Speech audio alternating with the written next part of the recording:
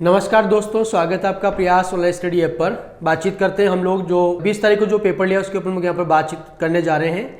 तो जो paper solution है उस पर हम लोग यहाँ पर चर्चा करेंगे। तो देखिए, बात करते हैं हम लोग यहाँ पर एजुकेशन साइकोलॉजी के जो क्वेश्चन है उनके ऊपर। ये सीरीज जो आपके सामने है ऑडिट लेवल सेकंड जो है उसके ऊपर है। और पहला जो प्रश्न उस पर हम बात करें तो पहला प्रश्न है कि प्रतीक्षा प्रक्रिया है। ठीक है, प्रतीक्षा प्रक्रिया है, इसका मतलब डिफेंस मैकेनिज्म प्रोसेस होता है। तो चेतन व्यवहार, न्याय संगतम, तार्किक, प्रत्यक्ष विधि और व्यक्तित्व का रक्षा कवच। तो आप लोग जानते हैं कि ये क्या है, ये व्यक्तित्व का रक्षा कवच होता है। यानी हम अपनी जो पर्सनैलिटी है उसकी रक्षा करने के लिए क्या करते हैं, डिफेंस मैकेनिज्म को अपनाते हैं, रक्षात्मक प्रतिक्रियाओं को अपनाते हैं। फिर आया कि कुछ लोगों का कहना है कि जब बालकों को गुस्सा आता है तो वे खेलने के लिए चले जाते हैं और जब तक पहले से अच्छा महसूस नहीं करते उनके व्यवहार में निम्नलिखित में से कौन सा प्रतिरक्षा तंत्र प्रतिलक्षित होता है। देखो, आप लोग जानते हैं कि एक वजह से जो दुख दर्द या तनाव होता है उसको किसी दूसरे से बदल लेना क्या होता है, विस्थापन होता है। तो यहाँ पर लिखा है कि जब बालकों को गुस्सा आता है तो वे खेलने के लिए चले जाते हैं। ऐसा इसलिए करते हैं कि जो गुस्सा है उसको विस्थापित किया जा सके। तो इसका जो जवाब होगा वो क्या होगा, वो होगा विस्थापन। अब आया भग्नाशा का सबसे बड़ा आंतरिक कारण है। देखो, यहाँ पर आंतरिक कारण की बात हो रही है। असंगत आवश्यकताएं बाहरी कारण है, परिस्थिति बाहरी कारण है, नैतिक आदर्श भी बाहरी कारण है। और यहाँ पर क्या पूछा है, आंतरिक कारण। तो आंतरिक कारण होता है मानसिक संघर्ष, यानी कि मेंटल कॉन्फ्लिक्ट। हमारे माइंड में जब कोई कॉन्फ्लिक्ट चलता है और हम फ्रस्ट्रेट हो जाते हैं तो वो क्या है, वो इसका आंतरिक कारण होता है। अब आया यहाँ पर निम्नलिखित में से कौन सा मेल सही नहीं है, इनमें से कौन सा मेल सही नहीं है। देखो, अंतर्मुखी स्वयं अपने में रहना ये ठीक है, प्रक्षेपण अपनी गलती को दूसरों पर डालना ये भी ठीक है, युक्तिकरण अपना गुस्सा दूसरों पर निकालना। देखो क्या है, युक्तिकरण अपना गुस्सा दूसरों पर निकालना ये विस्थापन होता है। युक्तिकरण में होता है कि जो चीज हमें नहीं मिल रही है उस चीज में हम जब कमी निकालते हैं तो वो होता है युक्तिकरण। ठीक है, तो इसका जवाब ये सही नहीं है, पुनर्निर्यातम लौटना ये सही है, तो ये इसका जवाब है। अब आया किसी व्यक्ति द्वारा अपना अस्तित्व भुलाकर किसी दूसरे व्यक्ति के गुणों व अवगुणों को अनुकरण करना कहलाता है। यानी अपने गुण दोष को भुलाकर किसी दूसरे व्यक्ति के गुणों या उपलब्धियों को बताना। तो आप लोग जानते हो ये रक्षात्मक जो युक्ति है वो क्या कहलाती है, वो तादात्म्यकरण कहलाती है, आइडेंटिफिकेशन कहलाती है। फिर आए निम्नलिखित में से कौन सा पूरक अधिगम नियम। देखो क्या लिखा है, पूरक अधिनियम। पूरक अधिगम नियम का मतलब है गौण नियम। ठीक है, पूरक आप लोग जानते हो कि जो गौण नियम होते हैं वो मुख्य नियमों के पूरक नियम होते हैं। तो पूरक अधिगम नियम बोल रहा है ये। ठीक है, अब देखो, तत्परता मुख्य नियम है। ठीक है, प्रभाव का नियम मुख्य नियम है, अभ्यास का नियम मुख्य नियम है। यहाँ पे कौन सा पूछ रहा है, पूरक नियम। तो पूरक नियम कौन सा है, बहुअनुक्रिया का नियम है। अब आया कक्षा प्रथम का विद्यार्थी एक शिक्षक से मार खाने के उपरांत सभी शिक्षकों से डरने लगता है। देखो, सभी शिक्षकों से डरने लगता है एक शिक्षक से मार खाने के बाद। तो आप लोग जानते हैं कि ये क्या होती है, ये कंडीशनिंग होती है, अनुबंधन होता है। तो देखिए, इसमें ऐसा कोई है क्या, सामाजिक अधिगम सिद्धांत नहीं है, ये अनुकरण होता है सामाजिक अधिगम का, अनुबंधित सिद्धांत। यस, ये अनुबंधित सिद्धांत जो है उसका उदाहरण है। फिर आया क्रिया प्रसूत अनुबंधन का दूसरा नाम है समीपस्थ अनुबंधन, नैमित्तिक अनुबंधन, प्राचीन अनुबंधन, चिन्ह अनुबंधन। तो इसका जो उपनाम जो होता है वो आप लोग जानते हैं कौन सा है, नैमित्तिक बंधन। या फिर आप लोग इसका एक नाम और भी जानते हैं, इंस्ट्रूमेंटल कंडीशनिंग। तो इंस्ट्रूमेंटल कंडीशन क्या है, नैमित्तिक अनुबंधन को ही कहा जाता है। अब देखिए, यहां पर आया मीता ने खिलौना सांप से लगने वाला भय दूर कर लिया। यानी मीता नाम की एक लड़की है, वो खिलौने वाला जो सांप होता है उससे डर जाती थी। तो उसने उससे क्या किया, उसका जो डर था उसको दूर कर लिया। परंतु एक दिन अचानक उसका डर वापस लौट आया। अचानक एक दिन उसका डर वापस लौट आया जब उसे अपने बिस्तर पर एक खिलौना सांप पड़ा मिला। भय किस प्रकार का वापसी को कहा जाता है। तो आप लोग जानते हो क्या होता है, यह स्वतः पुनः प्राप्ति होता है। ठीक है, स्पॉन्टेनियस रिकवरी इसको कहा जाता है। ठीक है, आप लोग जानते हैं स्वतः पुनः प्राप्ति में क्या होता है कि अनुकूलन के बाद, ठीक होता है, अनुकूलन जो हो चुका है, कंडीशनिंग हो चुकी है, तो कंडीशनिंग के कुछ समय बाद जब पुनः सीएस प्रस्तुत किया जाता है तो कई बार फिर से सीआर हो जाती है। वो क्या होता है, वो होता है स्वतः पुनः प्राप्ति। तो ये स्वतः पुनः प्राप्ति का उदाहरण है ये। फिर जब अध्यापक एक छात्र को सफलता का एहसास कराता है, देखो सफलता का एहसास कराता है तो वह उपयोग कर रहा है, सफलता ही सफलता का आधार है, ऐसी एक युक्ति होती है। और आप लोग जानते हैं सफलता का एहसास करा रहा है, इसका तो प्रभाव जो है उसके ऊपर बात कर रहा है। तो एक इसका उदाहरण है, ये प्रभाव का जो नियम है उसका इस्तेमाल हो रहा है। वह आंतरिक मानसिक दशा जो किसी व्यवहार को आरंभ करने, निर्देशित करने तथा बनाए रखने को प्रवृत्त करती है कहलाती है। तो आप लोग जानते हो क्या कहलाती है, अभिप्रेरणा। और ये किसका कोटेशन है, ये भी आप लोग जानते हो, ये कोटेशन है गुड का। ठीक है, अब देखो आगे, प्रेरणा का स्रोत निम्नलिखित में से कौन सा नहीं है। क्या पूछा है, स्रोत नहीं है। तो देखो, चालक ड्राइव्स होते हैं, प्रेरक मोटिव होता है, उद्दीपन भी होता है, लेकिन आदत इसका स्रोत नहीं होता है। तो आदत निम्न में से कौन सा बाह्य विप्रेरणा का एक उदाहरण है। देखो क्या लिखा है, बाह्य विप्रेरणा लिखा है। ठीक है, बाहर से मोटिवेशन की बात हो रही है। मैं अपना गृह कार्य पूरा करती हूँ क्योंकि शिक्षक प्रत्येक नियत कार्य के लिए हमें अंक देते हैं, हमें अंक देते हैं। अब अंक देते हैं, ये बाहरी हो गया। तो यहां पूछा क्या है, बाह्य प्रेरणा। तो इसका जवाब ये है। आप थोड़ा सा आगे बढ़े, देखो, मैं अपना गृह कार्य करना पसंद करती हूँ क्योंकि बहुत आनंददायक है। आनंददायक आंतरिक हो गया। मैं बहुत अधिक सीखती हूँ जब मैं अपना गृह कार्य करती हूँ। अब सीखती हूँ, ये भी क्या हो गया, आंतरिक हो गया। गृह कार्य करने में अपनी अवधारणा को अच्छी तरह समझ पाती हूँ, ये भी आंतरिक है। यहाँ पूछा है बाह्य, तो बाह्य के यहाँ पर अंक देते हैं, तो ये क्या हो गया, ये बाह्य हो गया इसका। ठीक है, अब देखिए यहां पर निम्नलिखित में से कौन सी व्यवहारिक विशेषता व्यक्ति के अभिप्रेत व्यवहार से संबंधित नहीं है, यानी मोटिवेटेड जो बिहेवियर है उससे संबंधित नहीं है। ऊर्जित होता है व्यक्ति जब मोटिवेट होता है, तो निर्दिष्ट होता है व्यक्ति जब मोटिवेट होता है, तो सतत लगातार होता है, ये भी ठीक है, लेकिन ये पृथक जो है वो इसका सही नहीं है। तो इसका जवाब कौन सा हुआ, ये वाला। उपलब्धि अभिप्रेरणा क्या है, अचीवमेंट मोटिवेशन क्या होता है, तो चुनौतीपूर्ण कार्य करने में डटे रहने की प्रवृत्ति, असफलता से बचने की प्रवृत्ति, सफलता व असफलता को समान रूप से स्वीकार करने की तत्परता, बिना विचारे जल्दबाजी में कार्य करने की प्रवृत्ति।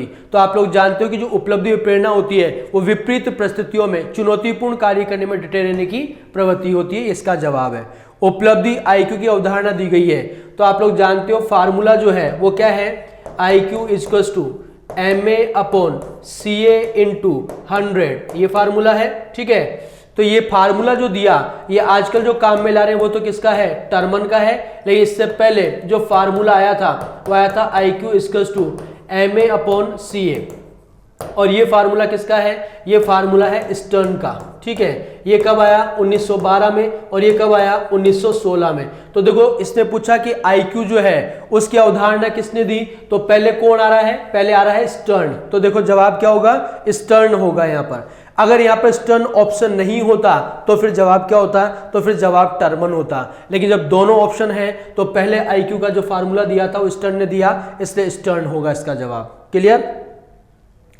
अब आया यहां पर बुद्धि के तरल क्रिस्टलीय प्रतिमान के प्रतिपादक। आप लोग जानते हो GF और GC, GF और GC यानी कि फ्लूइड और क्रिस्टल इंटेलिजेंस जो टेस्ट है वो किसका था, ये थे केटल का, एक केटल का है। फिर आया बुद्धि परीक्षण में एक 16 वर्षीय बच्चा 75 अंक प्राप्त करता है। 16 वर्षीय बच्चा, ठीक है, तो उसकी मानसिक आयु क्या होगी, तो देखो यहां पर इसका CA जो है वो तो कितना है, वो तो है 16। IQ कितना है इसका, IQ आ रहा है इसका 75। और क्या पता करना है आपको, आपको पता करना है MA। क्या पता करना है, MA। तो देखो क्या हो जाएगा, आप फार्मूला जानते हो, IQ इक्वल्स टू MA/CA × 100। ठीक है, तो देखो यहां पर क्या हो जाएगा, MA इक्वल्स टू क्या हो जाएगा, IQ × CA/100, ये हो जाएगा। IQ लिख दो 75 और ये CA कितना है 16 और ये कितना है 100। तो ये देखो 25 दिया 75, 25 चौक 100 और 4 चौक 16, 4 गुणा 3 बराबर कितना आ गया 12। देखिए इसमें कहीं 12 है क्या, ये रहा। तो इसका जवाब कितना हो गया 12। किसने सबसे पहले बुद्धि परीक्षण का निर्माण किया, तो आप लोग जानते हो बुद्धि परीक्षण का पहली बार निर्माण करने वाला कौन है, अल्फ्रेड बीने। इसलिए अल्फ्रेड बीने को बुद्धि परीक्षणों का जन्मदाता कहा जाता है। आप लोग जानते हो पहला टेस्ट उनका बनाया था 1905 में, जिसका नाम क्या था, अल्फ्रेड बीने और साइमन के द्वारा बनाया गया, जिसका नाम था बीने साइमन बुद्धि परीक्षण। तो ये इसका जवाब। अब देखिए आगे, एक उच्च बुद्धि लब्धि वाला विद्यार्थी पढ़ाई में अच्छा नहीं कर रहा है, ठीक है, उच्च बुद्धि लब्धि वाला है, यानी बुद्धि लब्धि उसकी उच्च है लेकिन पढ़ाई में अच्छा नहीं कर पा रहा है। एक शिक्षक के लिए सबसे अच्छा कार्य क्या होगा, उसको अच्छा परफॉर्मेंस करने तक का इंतजार करें, उसके निम्न उपलब्धि के कारणों का पता लगाएं, परीक्षा में उसे ग्रेस नंबर दे दे, उसके माता पिता से उसे विद्यालय से निकालने के लिए कहें। तो देखो इसके लिए सबसे अच्छा क्या होगा कि उसकी निम्न उपलब्धि के कारणों का पता लगाएं, ठीक है, ये काम होगा टीचर का। फिर आया यहाँ पर निर्देश के अंत में उपलब्धि आकलन करना, ठीक है, निर्देश के अंत में उपलब्धि आकलन करना सीखने का आकलन है, सीखने के लिए आकलन है, नैदानिक आकलन है, सीखने के रूप में आकलन है। तो देखो यहाँ पे इसका जो जवाब है वो क्या होगा, सीखने का आकलन है। ये आकलन शिक्षण अधिगम प्रक्रिया का अभिन्न अंग माना जाता है, क्योंकि आकलन से अध्यापक बच्चों के अधिगम को समझता है और उसके अपने शिक्षण की प्रतिपुष्टि भी होती है। आकलन ही एकमात्र तरीका है जो आश्वस्त करता है कि शिक्षकों ने पढ़ाया और बच्चे ने सीखा। आज के समय में केवल अंक की शिक्षा में महत्वपूर्ण है, बच्चों को अंक दिए जाने चाहिए ताकि वो जान सके कि वो अन्य की तुलना में कहाँ पर है। तो देखो इसका जो जवाब है, आप लोग यहाँ पर देखो इसका जो जवाब है वो क्या होगा, ये आकलन से अध्यापक बच्चों के अधिगम को समझता है कि बच्चे किस तरीके से सीख रहे हैं और अपने शिक्षण की भी प्रतिपुष्टि करता है कि वो किस तरीके से पढ़ा रहा है और उसकी टीचिंग कितनी इफेक्टिव यहाँ पर हो रही है, ठीक है। फिर आया पोर्टफोलियो का उद्देश्य होता है, पोर्टफोलियो जो है उसका उद्देश्य होता है तो बच्चों की क्रमिक प्रगति की जानकारी देना, बच्चों की उपलब्धि का पूर्ण लेखा जोखा, बच्चों के अभिभावकों को पूर्ण जानकारी देना, बच्चों के आकलन का सबसे सरल तरीका। तो इसका जवाब यह है कि बच्चों की क्रमिक प्रगति की जानकारी देना। अब देखिए आगे, उपचारात्मक शिक्षण की विधि है विशिष्ट कक्षाओं का आयोजन, अतिरिक्त कक्षाओं का आयोजन, दृश्य सामग्री का प्रयोग और उपयुक्त सभी। तो इसका जवाब क्या होगा, उपयुक्त सभी। फिर आया सुमेलित कीजिए, यानी इनको क्या करवाना है, मैच करवाना है, ठीक है, क्या करवाना है, मैच करवाना है। तो देखिए यहां पर पहला है प्राप्तांकों की स्थिरता, इसका मतलब क्या हो गया, विश्वसनीयता हो गया, ठीक है। फिर है उद्देश्य की सार्थकता, उद्देश्य की सार्थकता तो इसका मतलब क्या हो गया, वैधता हो गया। स्तर या मानक निर्धारीकरण तो फिर क्या हो गया, प्रमापीकरण हो गया। फिर सही उत्तर की स्थिरता तो क्या हो गया, वस्तुनिष्ठता। या इसका जवाब क्या हुआ, इसका जवाब ये हुआ। क्लियर। अब बढ़ते हैं देखिए आगे अगले पर। तो निम्नलिखित में से कौन सा कथन पूर्णतः सत्य नहीं है, पूरी तरह से सही नहीं है।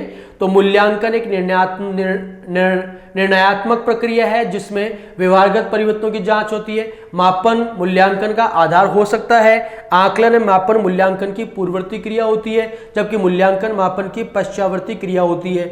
आकलन का उद्देश्य छात्र के बारे में मूल्य निर्धारण करना है, जबकि मूल्यांकन का उद्देश्य निदानात्मक होता है। तो देखिए इसका जो जवाब है वो आप लोग देखो क्या आया कि आकलन का उद्देश्य छात्र के बारे में मूल्य निर्धारण करना है, जबकि मूल्यांकन का सबसे निदानात्मक होता है। ये इसका जवाब है।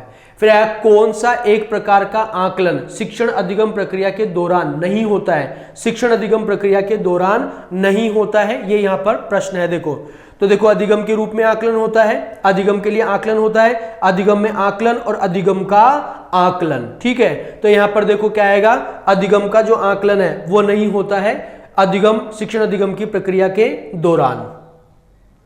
फिर आया निम्नलिखित मूल्यांकन सुनिश्चितताएं परीक्षण के किन गुणों से संबंधित है। तो देखो यहाँ पर फिर से इसको क्या करना है, मैच करवाना है, मैचिंग टाइप है ये। तो देखो यहाँ पर क्या आया, यहाँ पर सबसे पहले परिणाम सुनिश्चित करना, तो ये क्या होता है, विश्वसनीयता होती है, ठीक है। फिर उत्तर सुनिश्चित करना, ये वस्तुनिष्ठता होती है। उद्देश्य सुनिश्चितता, ठीक है, उद्देश्य सुनिश्चितता क्या हो गई, वैधता हो गई। और प्रशासन सुनिश्चितता तो व्यवहारिकता हो गई। तो यहां पर देखो इसका जो जवाब है वो 2 1 4 3, तो 2 1 और 4 और 3 ये इसमें, ठीक है। अब देखो आगे अगला जो है निम्नलिखित मूल्यांकन प्रविधियों में कौन सी सुमेलित है, सही कूट को पहचानना है, यानी कौन सी इनमें से सही सुमेलित है इसको आपको पहचानना है, मैच करवाना है, ठीक है। तो देखो यहां पर पहला है विद्यालय जीवन की समग्र उपलब्धियों का मूल्यांकन, विद्यालय जीवन की समग्र उपलब्धियों का मूल्यांकन। तो देखो ये जो है हम लोग यहां पर देखें तो इसका मतलब क्या हुआ, इसका मतलब हुआ संचित अभिलेख, ठीक है। फिर है अंतर व्यक्ति के पारस्परिक संबंधों का मूल्यांकन, तो फिर क्या होगा, तो फिर होगा ये 3। फिर आया विशिष्ट गुणों का स्तर निर्धारण, तो फिर यहां पर क्या आया 1, यानी कि रेटिंग स्केल, ठीक है। फिर व्यक्तिगत गुण दोषों का आकलन, तो फिर क्या हुआ, साक्षात्कार। तो इसका मतलब क्या हुआ, इसका जवाब 4 3 1 2, 4 3 1 और 2, तो 4 3 1 और 2, तो इसका जवाब हुआ आपका ये 4 नंबर। ठीक है, अब देखिए अगला प्रश्न है मूल्यांकन का प्रयोजन है, यानी मूल्यांकन करने का प्रयोजन है। तो देखो मूल्यांकन का प्रयोजन क्या होता है, शिक्षण उद्देश्यों की प्राप्ति अप्राप्ति की पुष्टि, ठीक है, अधिगम अनुभवों की प्रभावशीलता की पुष्टि, शिक्षक शिक्षार्थी के शिक्षण कार्य की पुष्टि, उपयुक्त सभी कथन मूल्यांकन प्रयोजन में निहित है। यस, ये सारे ही इसमें निहित होते हैं, तो इसका जवाब क्या हो गया ये। और ये हमारे 30 क्वेश्चंस एजुकेशन साइकोलॉजी के, जिन पर हम लोगों ने यहाँ पर बात करी। सबसे पहला प्रश्न था, क्योंकि हाल ही में एक नया टॉपिक जोड़ा गया है, राजस्थानी भाषा के शब्दों का हिंदी में प्रयोग या हिंदी अर्थ अपन जाने। तो सबसे पहला शब्द आया अपने पास मूण। सबसे पहला शब्द कौन सा है, मूण शब्द आया। मूण किसे कहते हैं, तो मूण कहलाता है, देखो 3 शब्द होते हैं, एक तो होता है मूण, एक होता है घूण और एक होता है धूण। मूण घूण धूण, ठीक है। मूण का अर्थ तो होता है बड़े आकार का मिट्टी का घड़ा। बड़े आकार का जो मिट्टी का घड़ा होता है उसे मूण या झाल कहा जाता है। तो यहां पर तो उत्तर हो जाएगा मिट्टी का बड़ा घड़ा, ठीक है। लेकिन कल को घूण पूछ ले तो कुएं की मुंडेर पर जो पानी निकालने के लिए एक टायर नुमा आकृति में जो बना होता है उसे क्या कहा जाता है, घूण कहा जाता है। और धूण कहें तो धूण कहा जाता है 20 किलो वजन को। 20 किलो को क्या कहा जाता है, धूण।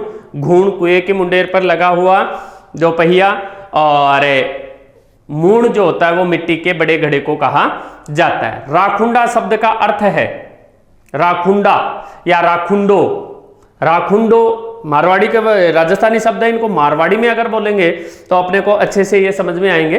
राखुंडो, राखुंडो शब्द क्या अर्थ देता है, बर्तन साफ करने का जो स्थान होता है उसे ही क्या कहा जाता है, राखुंडो कहा जाता है। ओरण शब्द का अर्थ है, देखो मुख्य द्वार तो तोरण को कहा जाता है, लेकिन देवी देवता के नाम पर जो भूमि हम समर्पित कर देते हैं, कई बार मंदिरों के नाम किया, जमीन में मंदिर ने दे दी, ठीक है, आप फलाना देवता के चढ़ा दी, आप भैरू जिन दे दी, आप पाबू जिन दे दी, आप गुगा जिन दे दी।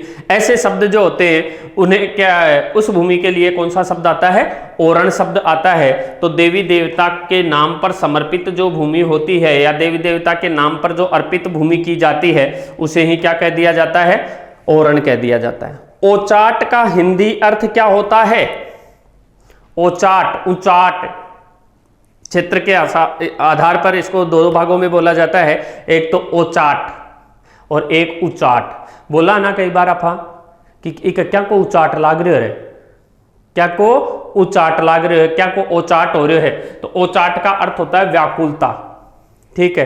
अब हमें रीट परीक्षा का ओचाट लग रहा है, मार तो रीट परीक्षा को ओचाट लाग रही हो भाई, कणा सी लगेगी, कणा सी फिरी वांगा, और तो ओचाट मतलब व्याकुलता हो जाती है। घोड़े या बैल की आंखों पर बांधे जाने वाला कपड़े या चमड़े का ढक्कन जो है वो क्या कहलाता है। देखो घोड़े युद्ध आदि में जाते हैं, शहर में कई बार घोड़ों को लाया जाता है, या फिर कई लंबी यात्रा के लिए घोड़े को लेकर जाते हैं, तो उसके आभूषणों के साथ एक पट्टी आती है और वो आभूषण चमड़े या कपड़े का बना होता है और वो आंखों को ऐसे ढाक लेता है जिससे अन्य कोई दृश्य घोड़ा देख करके मति भ्रम ना कर सके। इसे क्या कहा जाता है, इसे अंगूठो कहा जाता है। क्या कहते हैं इसे, अंगूठो। घोड़ा का अंगूठो लगा दो, युद्ध में जाऊंगा, ठीक। काचड़ कुट्टो शब्द का अर्थ क्या होता है, काचड़ कुट्टो, ओ छोरो तो बोलो काचड़ कुट्टो भाई। काचड़ कुट्टो मतलब चुगलखोर, चुगली करे जगह छोरा ने के खा, काचड़ कुट्टो कहो जाए। निम्न में से किस राजस्थानी शब्द के सामने सही अर्थ नहीं लिखा है, तो ऊंट। ऊंट का अर्थ होता है जूठन। जब अपन भोजन आदि करते हैं तो छोटे बच्चों को बार बार कहते हैं, देख भाई रोटी ले तो है पर ऊँट ही मत छोड़ जे, या ऊंट मत छोड़ जे। ऊंट का मतलब है जूठन।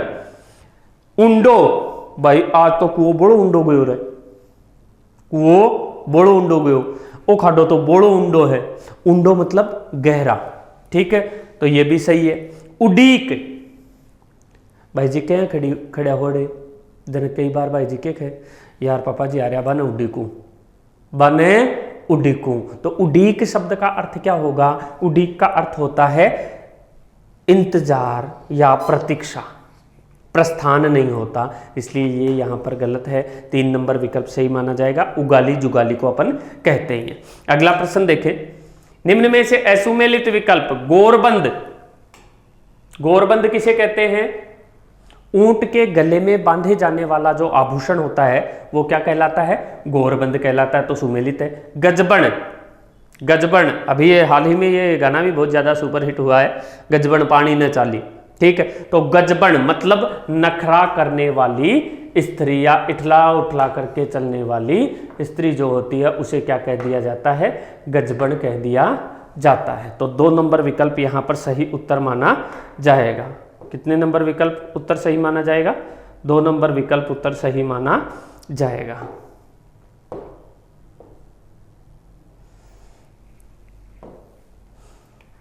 सॉरी 2 नंबर तो सही है, पूछा है असुमेलित, तो ये भी सही है, ये भी सही है। गड़गच, ये गड़गच ऐसे लिखा जाता है, गड़गच, गड़गच का मतलब ज्यादा घी लगा हुआ भोजन या रोटी। कई बार अपन कहते हैं भाई बां को रोटी खवा गए जो को मैंने तो भाई को नहीं बेजा गड़गच कर रखी। बेजा गड़गच मतलब बहुत ज्यादा घी उसमें डाला हुआ था, तो अधिक घी से युक्त भोजन ही गड़गच कहलाता है, इसलिए कोई नहीं, क्योंकि सभी सुमेलित हैं। घोड़ो शब्द का अर्थ नहीं है, ध्यान रखना, नहीं है। कई विद्यार्थी इसको समझते नहीं है, नहीं को पढ़ते ही नहीं है, उत्सुकतावश उचाट लाग जाए वाक्य क्या को उत्तर करवा को ना, उचाट उचाट का चक्कर में के कौन करे, नहीं शब्द का अर्थ नहीं देख पाते, शब्द को पढ़ ही नहीं पाते हैं। घोड़ो क्या न क्या करे, देखो इसको भी मारवाड़ी भाषा में समझे तो ज्यादा बेटर समझ पाओगे। बंदूक का खटका, ट्रिगर बोलते ना, दबर भया घोड़ो, घोड़ो मतलब बंदूक का खटका, इसलिए घोड़े का अर्थ बंदूक का खटका हो गया। 4 या 3 पायों का क्या हो जाए? ऊंचा तख्त, 4 या 3 पायों का ऊंचा तख्त होता है, तिपाई जिसे कहते हैं, या चौपाया हो जाता है। बोलते हैं कई बार जैसे अपन काफी ऊंचाई पर कोई सामान रख देते हैं घर में और उसे नीचे उतारना होता है, तो क्या बोलते हैं? लो भाई घोड़ो ला रहे दिखाने, एक ऊपर पड़े दिखो, ठीक है। तो घोड़ो वो 3 या 4 पायों को ऊंचों तक तो भी ने कहो जा सके। घोड़ा एक जानवर भी होता है, इसलिए उत्तर क्या होगा? कोई नहीं, क्योंकि तीनों उत्तर घोड़ा शब्द के द्योतक हैं, इसलिए अर्थ को नहीं प्रेजेंट करने वाला कोई नहीं है, तीनों प्रेजेंट कर रहे हैं। कालांश लगते ही गुरुजी कक्षा से दूसरी कक्षा में चले गए, रचना के आधार पर कैसा वाक्य है? सरल वाक्य है। जब किसी वाक्य में एक ही कर्ता और एक ही क्रिया का प्रयोग किया जाता है, मतलब एक ही उद्देश्य और एक ही विधेय होता है, तो वहां क्या माना जाएगा? सरल वाक्य माना जाता है। अगला देखें, हम घर से निकले ही थे कि वर्षा होने लगी, रचना के आधार पर यह कैसा वाक्य है? कि जो, जिसका, जिसकी, जिसे, यदि, तो, यद्यपि, इनसे जुड़े हुए वाक्य कैसे वाक्य माने जाते हैं? मिश्र वाक्य माने जाते हैं। मेरे जीवन का लक्ष्य है कि मैं अध्यापक बनूं, रचना के आधार पर यह वाक्य कैसा है? साधारण नहीं हो सकता, संयुक्त नहीं हो सकता, विशेषण आश्रित वाक्य या संज्ञा आश्रित मिश्र वाक्य। ये संज्ञा आश्रित मिश्र वाक्य, क्योंकि की से शुरू होने वाले, देखो मिश्र वाक्य जो होते हैं उन मिश्र वाक्यों में क्या किया जाता है? मिश्र वाक्य में एक प्रधान उपवाक्य होता है और एक या एक से अधिक आश्रित उपवाक्य होते हैं। आश्रित उपवाक्यों के 3 भेद किए जाते हैं, संज्ञा आश्रित, विशेषण आश्रित और क्रिया विशेषण आश्रित। तो जिस वाक्य में ऐसा मिश्र वाक्य जिसमें आश्रित जो उपवाक्य हो वो मिश्र प्रधान उपवाक्य के संज्ञा का बोध कराता हो, उसे ही क्या कहा जाता है? संज्ञा आश्रित मिश्र वाक्य कहा जाता है। तो ये यहाँ पर मेरे जीवन मतलब खुद के लिए ही प्रयुक्त हो रहा है, इसलिए संज्ञा आश्रित उपवाक्य माना जाएगा। वह इतना बीमार है कि उठ भी नहीं सकता, यहां पर यह क्रिया की विशेषता बताने के लिए प्रयुक्त हो रहा है। आश्रित उपवाक्य उठ भी नहीं सकता, इसलिए यहां क्या माना जाएगा? क्रिया विशेषण आश्रित उपवाक्य माना जाएगा। अगला देखें, निम्न में से क्रिया विशेषण आश्रित वाक्य का चयन कीजिए। जो मेहनत करेगा वह सफल होगा, तो जो से शुरू होने वाला तो फिर विशेषता बताता है, इसलिए विशेषण आश्रित हो गया। जिसे घर जाना हो वह जा सकता है, यह भी विशेषण आश्रित हो गया। यदि तो से शुरू होने वाला जो वाक्य होता है वो क्रिया विशेषण होता है। तो जो, जिसे, जिसका, जिसकी, जिसके, जिसे जिनका जिनकी जिनके जिन्हें से शुरू होने वाले जो भी वाक्य होंगे वो विशेषणाश्रित होते हैं। यदि तुम मेहनत करते तो सफल हो जाते, ये क्रिया विशेषणाश्रित हो जाएगा। निम्न में से किस वाक्य में संज्ञा आश्रित उपवाक्य का प्रयोग नहीं हुआ है? गांधी जी ने कहा, ये इनका कथन आ गया, किनका? गांधी जी का, तो संज्ञा पर आश्रित है। राम ने कहा, ये कथन राम का आ गया तो राम पे आश्रित है। मैं खाना खाकर लेटा ही था, ये लेटना क्रिया पर आश्रित है, इसलिए क्रिया विशेषण आश्रित उपवाक्य माना जाएगा। इसलिए उत्तर क्या हो जाएगा? उपवाक्य में संज्ञा आश्रित नहीं है तो खाना खाकर लेटा ही था वाला ऑप्शन यहां सही हो जाएगा।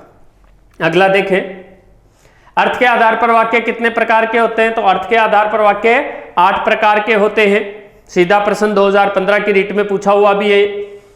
निम्न में से भाषा प्रयोगशाला का अनुभाग नहीं है, तो भाषा प्रयोगशाला में श्रवण प्रकोष्ठ छात्रों के लिए होता है, नियंत्रण प्रकोष्ठ और इसे ही परामर्शदाता प्रकोष्ठ भी कहा जा सकता है, ये अध्यापक के लिए होता है, लेकिन दूरदर्शन प्रकोष्ठ का कोई कॉलम नहीं होता, इसलिए 3 नंबर विकल्प होगा। सूक्ष्म शिक्षण का पद नहीं है, तो सूक्ष्म शिक्षण में देखो शिक्षण सत्र भी चलता है, शिक्षण सत्र चलने के बाद प्रतिपुष्टि होती है, प्रतिपुष्टि को चर्चा सत्र कहा जा सकता है, चर्चा सत्र कह सकते हैं, और फिर उसमें जो कमियां रहती है उसके लिए पुनः शिक्षण सत्र भी होता है, लेकिन पाठ योजना का प्रयोग सूक्ष्म शिक्षण में नहीं होता। पाठ योजना ने होकर कौशल योजना की रचना इसमें की जाती है। अगला प्रश्न देखें, सूक्ष्म शिक्षण में एक कौशल को प्रस्तुत करने के लिए कितना समय है? तो 5 से 10 मिनट का समय निर्धारित किया गया है। सूक्ष्म शिक्षण कृत्रिम वातावरण में अध्यापन का एक रूप है जो शिक्षण की जटिलताओं को कम करता है, ऐसी परिभाषा डी एलन ने दी थी। लेकिन इसके बाद आगे और क्या लिखा हुआ है? पृष्ठ पोषण प्रदान करता है, जटिलताओं को कम करता है और पृष्ठ पोषण प्रदान करता है। यह परिभाषा जो है मैकलीज तथा अनविन ने दी थी, तो 2 नंबर विकल्प सही उत्तर होगा। अगला देखें, परंपरागत कक्षा शिक्षण को बदलने एवं सुधारने की प्रेरणा देने वाली यह उत्तम तकनीक है। इसमें शिक्षक का एकाकीपन दूर होता है। क्यापन दूर होता है? एकाकीपन दूर होता है। और एकाकीपन दूर कब होगा? जब आपके साथ 2, 4, 5 आपके सहयोगी और होंगे तो आपका एकाकीपन दूर होगा। तो शिक्षक के साथ जब शिक्षक के सहयोगी उसके साथ कक्षा में जाते हैं तो वो कौन सा शिक्षण होता है? दल शिक्षण हो जाता है, तो यहाँ दल शिक्षण उत्तर माना जाएगा। मनोवैज्ञानिक दृष्टिकोण से सूक्ष्म शिक्षण, मनोवैज्ञानिक दृष्टिकोण से सूक्ष्म शिक्षण किस मनोवैज्ञानिक सिद्धांत पर आधारित है? तो सूक्ष्म शिक्षण मनोवैज्ञानिक दृष्टिकोण से B.F. स्किनर के क्रिया प्रसूत अनुबंध सिद्धांत पर आधारित माना जाता है। अगला देखें, किस विधि में भाषा व्यवहार के अधिगम की जांच करने के लिए 10 से 15 दिन तक कार्यशाला का आयोजन किया जाता है? दूरस्थ शिक्षण में शिक्षक और शिक्षार्थी आमने सामने नहीं होते हैं। शिक्षक के द्वारा शिक्षार्थी को पाठ्य विषय वस्तु उसके घर पर या उसके निवास स्थान पर भेज दी जाती है। बालक उसको स्वयं पढ़ करके ही अर्थ ग्रहण करता है, लेकिन उसके भाषा के अधिगम की जानकारी लेने के लिए संस्थान के द्वारा वर्ष में एक बार 10 से 15 दिन तक कार्यशाला या गोष्ठियों का आयोजन किया जाता है। तो कौन सी विधि हो गई? दूरस्थ विधि में किया जाता है। निम्न में से किस विकल्प में भूतकाल नहीं है? अविनाश ने गाना गाया, मतलब गा चुका, भूतकाल है। गाड़ी जा चुकी थी, भूतकाल है। कुसुम घर पहुंच गई होगी, ये भी भूतकाल है, तो कोई नहीं उत्तर हो जाएगा। निम्न में से किस विकल्प में सामान्य भूतकाल का प्रयोग नहीं हुआ है? वह दिल्ली गया, सामान्य है। बच्चों ने जंगल में शेर देखा, ये भी सामान्य है। गाय प्यासी थी, ये भी सामान्य है। था थे थी अंत में आते हैं तो पूर्ण वाक्य माना जाता है, पूर्ण भूतकाल माना जाता है। लेकिन यदि इन था थे थी से ठीक पहले कोई क्रिया शब्द न होकर संज्ञा सर्वनाम विशेषण या अव्यय शब्द होता है तो वहां पूर्ण भूतकाल नहीं मान करके क्या मानते हैं? सामान्य भूतकाल मानते हैं। थी है लेकिन प्यासी विशेषण शब्द है, इसलिए सामान्य भूतकाल होगा। उत्तर क्या हो जाएगा? कोई नहीं। अगला प्रश्न देखें, निम्न में से भूतकाल का भेद नहीं है, तो सामान्य भूतकाल होता है, संदिग्ध भूतकाल भी होता है, अपूर्ण भूतकाल भी होता है। अपूर्ण, ये कोई टाइपिंग मिस्टेक कर दी उन्होंने, अपूर्ण होता है। और संभाव्य भूतकाल, भूतकाल में किसी प्रकार की संभावना नहीं रहती, इसलिए संभाव्य भूतकाल का भेद नहीं होता है, इसलिए उत्तर क्या माना जाएगा? 3 नंबर विकल्प उत्तर होगा। निम्न में से किस विकल्प में वर्तमान काल का प्रयोग हुआ है? प्रशांत खेल रहा है, प्रशांत खेल रहा है। मैं प्रतिदिन 2 घंटे पढ़ता हूं, मोहन परीक्षा दे रहा होगा, सभी में क्या है? वर्तमान काल है। औरतें गीत गाएंगी, सामान्य भविष्यत काल, सामान्य भविष्यत काल यहां उत्तर होगा। अगला देखें, निम्न में से किस विकल्प में संभाव्य भविष्यत काल का प्रयोग नहीं हुआ है? आज वर्षा हो सकती है, संभाव्य भविष्यत काल है। वे दोपहर तक यहां पहुंच सकते हैं, संभाव्य भविष्यत काल है। अब मैं क्या करूं? यहां भी संभाव्य भविष्यत काल है, लेकिन वह पढ़ रहा होगा, यहां संदिग्ध वर्तमान काल है, इसलिए 4 नंबर उत्तर सही उत्तर होगा। यदि हम अब भी नहीं संभले तो इसके दुष्परिणाम भुगतने होंगे। वाक्य में काल है, ये देखो हेतु हेतु मद भविष्यत काल है वैसे तो, लेकिन जब किसी वाक्य में हेतु हेतु मद भविष्यत काल की शर्त छुपी हो और हेतु हेतु मद विकल्प में नहीं हो तो वहां संभाव्य भविष्यत काल माना जाता है। यह प्रश्न आपकी लास्ट ईयर रीट में पूछा गया था, इसलिए उत्तर क्या हो जाएगा? संभाव्य भविष्यत काल।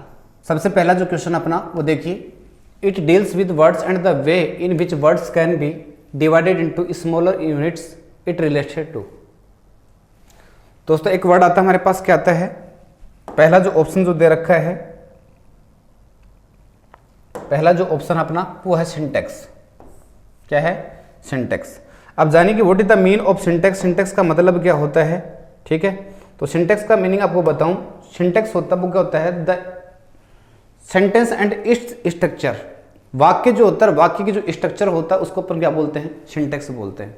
ठीक है, फोनेम का मतलब क्या होता है? साउंड होता है, ध्वनि होता है, और जिसमें ध्वनि का अध्ययन किया जाता है उसको अपन क्या बोलते हैं? फोनोलॉजी। फोनोलॉजी बोलते हैं। ठीक है, तो बच्चा क्या हमारे पास? मॉर्फोलॉजी। तो मॉर्फोलॉजी जो वर्ड बना है वो कैसे बना है? मॉर्फेम प्लस लोगोस, ऐसे बना है। ठीक है, तो शब्द जो होते हैं और शब्द की जो इकाइयां होती हैं, शब्द की जो बनावट होती है, स्मॉलर यूनिट्स होती हैं, सिलेबल जैसे होते हैं ना, जो शब्द के जो सिलेबल अपन डिवाइड करते हैं, ठीक है, उसका अध्ययन अपन करते हैं, वो किस में करते हैं? मॉर्फोलॉजी में करते हैं। यही क्या होगा? आपका अप्रोप्राइट आंसर होगा मॉर्फोलॉजी। ठीक है, अगला है कि एम की ध्वनि आ रही है। ठीक है, यहाँ पे स्लैंग का यूज करते हुए मैं लिखा हुआ है sound in the word make is. ठीक है, make is, M sound in the word make is. ठीक है, मै की ध्वनि कौन सा पार्ट है जिसमें मै की ध्वनि आती है? तो ये देखो, एक तो आता है लेब्यूडेंटल। जब कॉन्सोनेंट साउंड हम कभी पढ़ते हैं तो कॉन्सोनेंट साउंड को हम दो प्रकार से पढ़ सकते हैं, एक तो प्लेस ऑफ आर्टिकुलेशन और एक है manner of articulation. Place of articulation के यहाँ पे पार्ट लिखे हुए हैं, जैसे बाइलेबियल साउंड आती हैं, डेंटल साउंड आती हैं, लेब्यूडेंटल आती हैं, फिर एल्वुलर है, पोस्ट एल्वुलर है, पैलेटल है, वेलर है, ठीक है, या फिर ग्लोटल आती हैं। इस प्रकार की जो साउंड होती हैं, ठीक है, इस प्रकार से इनको अपने डिवाइड किया, वो किस आधार पे? प्लेस ऑफ आर्टिकुलेशन के आधार पे। तो दोस्तों लेब्यूडेंटल साउंड के अंतर्गत जो साउंड आती हैं वो आती है थ और द। थ का सिंबल थीटा होता है और द का सिंबल इस तरीके से होता है फोनेटिक की भाषा में जी। ठीक है, तो मैथ इसमें इंक्लूड नहीं है, लेब्यूडेंटल नहीं, सॉरी डेंटल जो साउंड होती हैं वो क्या होती हैं? थद होती हैं। लेब्यूडेंटल जो साउंड होती है उसमें आता है फे और वे कौन सा आता है इसमें? वी वाला वे आता है। ठीक है, जिसको अपन वी से मार्क करते हैं। ठीक है, वैसे अपन क्या बोल सकते हैं? एक है बाइलेबियल साउंड्स, और बाइलेबियल साउंड में जो साउंड आती है अपनी उसमें आती हैं पे, बे, मैं और वे। मैं कौन सा? वे कौन सा आता है इसमें? डब्ल्यू वाला। याद रखना, डब्ल्यू वाला जो वे आता है वो तो किस में आता है? बाइलेबियल साउंड में आएगा। ठीक है, और वी वाला जो वे आता है वो किसका भाग होता है? लेब्यूडेंटल का। ठीक है, तो अपना क्या है? अगला जो ऑप्शन है एल्वुलर। एल्वुलर जो साउंड होती है उसमें कौन सी आती है? टे, डे, जे, ने, ले, से, इस प्रकार से आते हैं। ये जो साउंड होती है इनको हम क्या बोलते हैं? एल्वुलर साउंड बोलते हैं। उसी प्रकार से च, ज, से, ज, रे, ये क्या होती है? पोस्ट एल्वुलर होती हैं। तो इसमें मै की साउंड जो है, ये पूछ रहा है कि मै की साउंड कौन से पार्ट में आती है? तो वो किस में आती है? लेब्यूडेंटल में, सॉरी माफी चाहूंगा, एक्सक्यूज मी, किसमें? बाइलेबियल में। बाइलेबियल, क्योंकि देखो अभी मैंने लिखा बाइलेबियल के एग्जांपल लिखे हैं, पे, बे, मैं, वे। ये जो साउंड होती हैं ये किस में इंक्लूड होती हैं? बाइलेबियल साउंड में होती हैं। ठीक है, तो ये आपका आंसर होगा, या इसमें 3 नंबर आंसर होगा। ठीक है, द साउंड आउ does not represent in the following by. कौन सा पार्ट है जिसमें आउ की जो साउंड आती है अपनी, ठीक है, वो नहीं है। ठीक है, एक है ऑलमाइटी, ठीक है, एक दे रखा हमारे पास ऑटोमेटिक, तो यहां ही आ गई साउंड इसमें ओ की। इसमें किसमें, यहीं आ गई, ठीक है। एक तरह का क्लोज, क्लोज में यहाँ आती है, ठीक है। इसका क्लोज का जो ट्रांसक्रिप्शन करते हैं अपन इस तरीके से करेंगे, ठीक है। इसमें ये आ गई, सब इस जगह आ गई। तो बचा क्या, केमिस्ट्री, यही क्या होगा आपका अप्रोप्रिएट आंसर होगा। केमिस्ट्री जो वर्ड है इसमें औ की साउंड है वो कहीं भी नहीं है। नेक्स्ट क्वेश्चन है, उसकी ओर बढ़े आगे।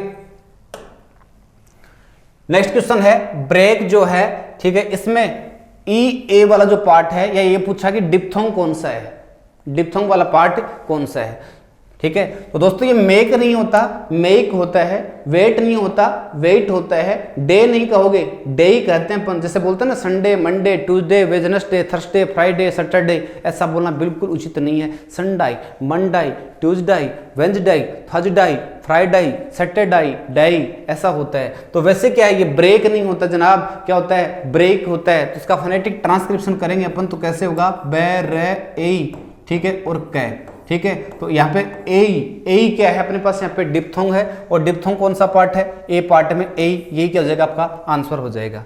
वैसे क्या ट्रैप आता है, ट्रैप जब दो कॉन्सोनेंट के बीच में कहीं भी ए अगर आता है, 99% लागू होने वाला बिंदु है। दो कॉन्सोनेंट होते हैं, उनके बीच में क्या मिले, ए मिले, तो ये ए जो है ना मोस्टली साउंड निकालता है वो किसकी निकालता है, इसकी। और इसका सिंबल होता है वो क्या होता है, इस तरीके से क्या होता है, ये सिंबल होता है, जिसको अमेरिकन फॉन्ट के आधार पे देखते हैं तो डिक्शनरी रीड करती है, इस ए से रीड करती है, इस तरीके से मिलता है। लेकिन यहाँ इंडिया में ऐसा कोई प्रचलन में ऐसा कोई ऑप्शन नहीं है, ऐसा कोई सिंबल नहीं है। ऐसा अगर कहीं डिक्शनरी में दिया होता तो वहाँ आपको मानना कौन सा होता है, यही बिंदु मानना होता है। यही क्या होगा आपका आंसर होगा, 1 नंबर। नेक्स्ट क्वेश्चन की ओर आगे बढ़े।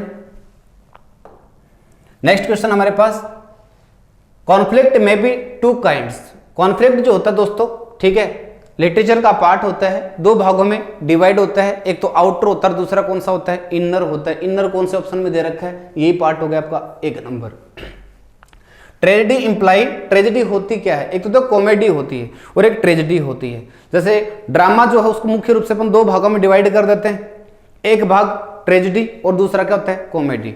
ट्रेजेडी जो होता है उसमें क्या होता है, जो सोरोफुल मोमेंट होते हैं, दुख भरे जो मोमेंट होते हैं, ठीक है, वो प्रेजेंट किए होते हैं।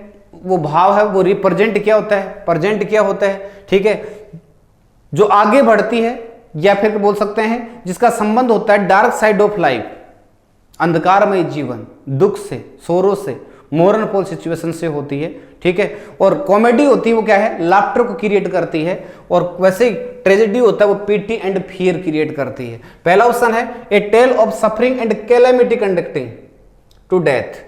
दूसरा है a composition with a sombre theme, a composition carried to a disastrous conclusion, और एक है ऑल आर करेक्ट। ये सारे के सारे जो बिंदु हैं वो सब क्या हैं, सही हैं। तो बताइए आप यहाँ पे सही आंसर के रूप में किसका चुनाव करोगे, यहाँ पे सारे बिंदु हैं, ठीक है। A tale of suffering and calamity, calamity जानते हो ना, आपदा होता है, संकट होता है, परेशानी होती है, जिसका सिमिलर वर्ड क्या होता है, डिजास्टर होता है, ठीक है जी।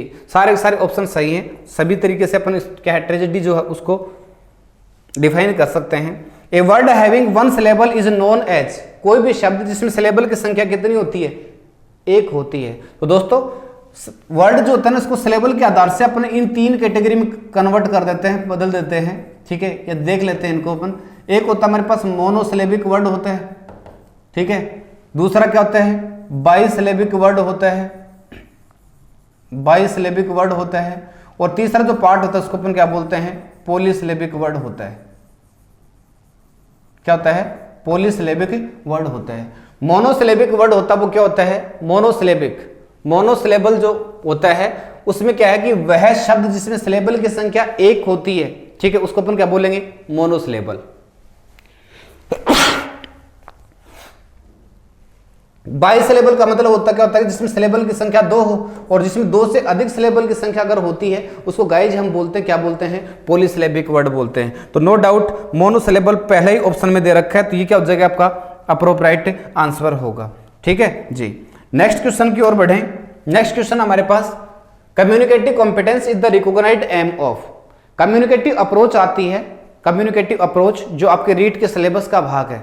कम्युनिकेटिव अप्रोच है दोस्तों वो आती है जो स्ट्रक्चर बेस्ड अप्रोच आती है अपनी, जैसे स्ट्रक्चरल अप्रोच है, ऑडियो लिंगुअल अप्रोच है, ठीक है, इनके अगेंस्ट आने वाली जो अप्रोच है वो कौन सी है, कम्युनिकेटिव अप्रोच, जिसमें दो प्रकार के कॉम्पिटेंस होते हैं। एक तो क्या होता है कम्युनिकेटिव कॉम्पिटेंस और दूसरा कौन सा होता है, लिंग्विस्टिक कॉम्पिटेंस होता है। कम्युनिकेटिव कॉम्पिटेंस का मीनिंग जो होता है वो क्या होता है, शेयरिंग आवर व्यूज, या फिर बोल सकते हैं ए स्किल, ठीक है, which is sharing our views, thoughts, opinions one to another called communicative competence. और भाषा को मोर्फोलॉजिकल, फोनोलॉजिकल, सिंटेक्स आइटम के आधार पर हैंडल करने वाला कॉम्पिटेंस होता है, उसको अपन क्या बोलते हैं, लिंग्विस्टिक कॉम्पिटेंस बोलते हैं। तो communicative competence is the recognised aim of, communicative competence जो है वो एक तरह से जाना पहचाना जो उद्देश्य है वो किसका है, कम्युनिकेटिव अप्रोच का।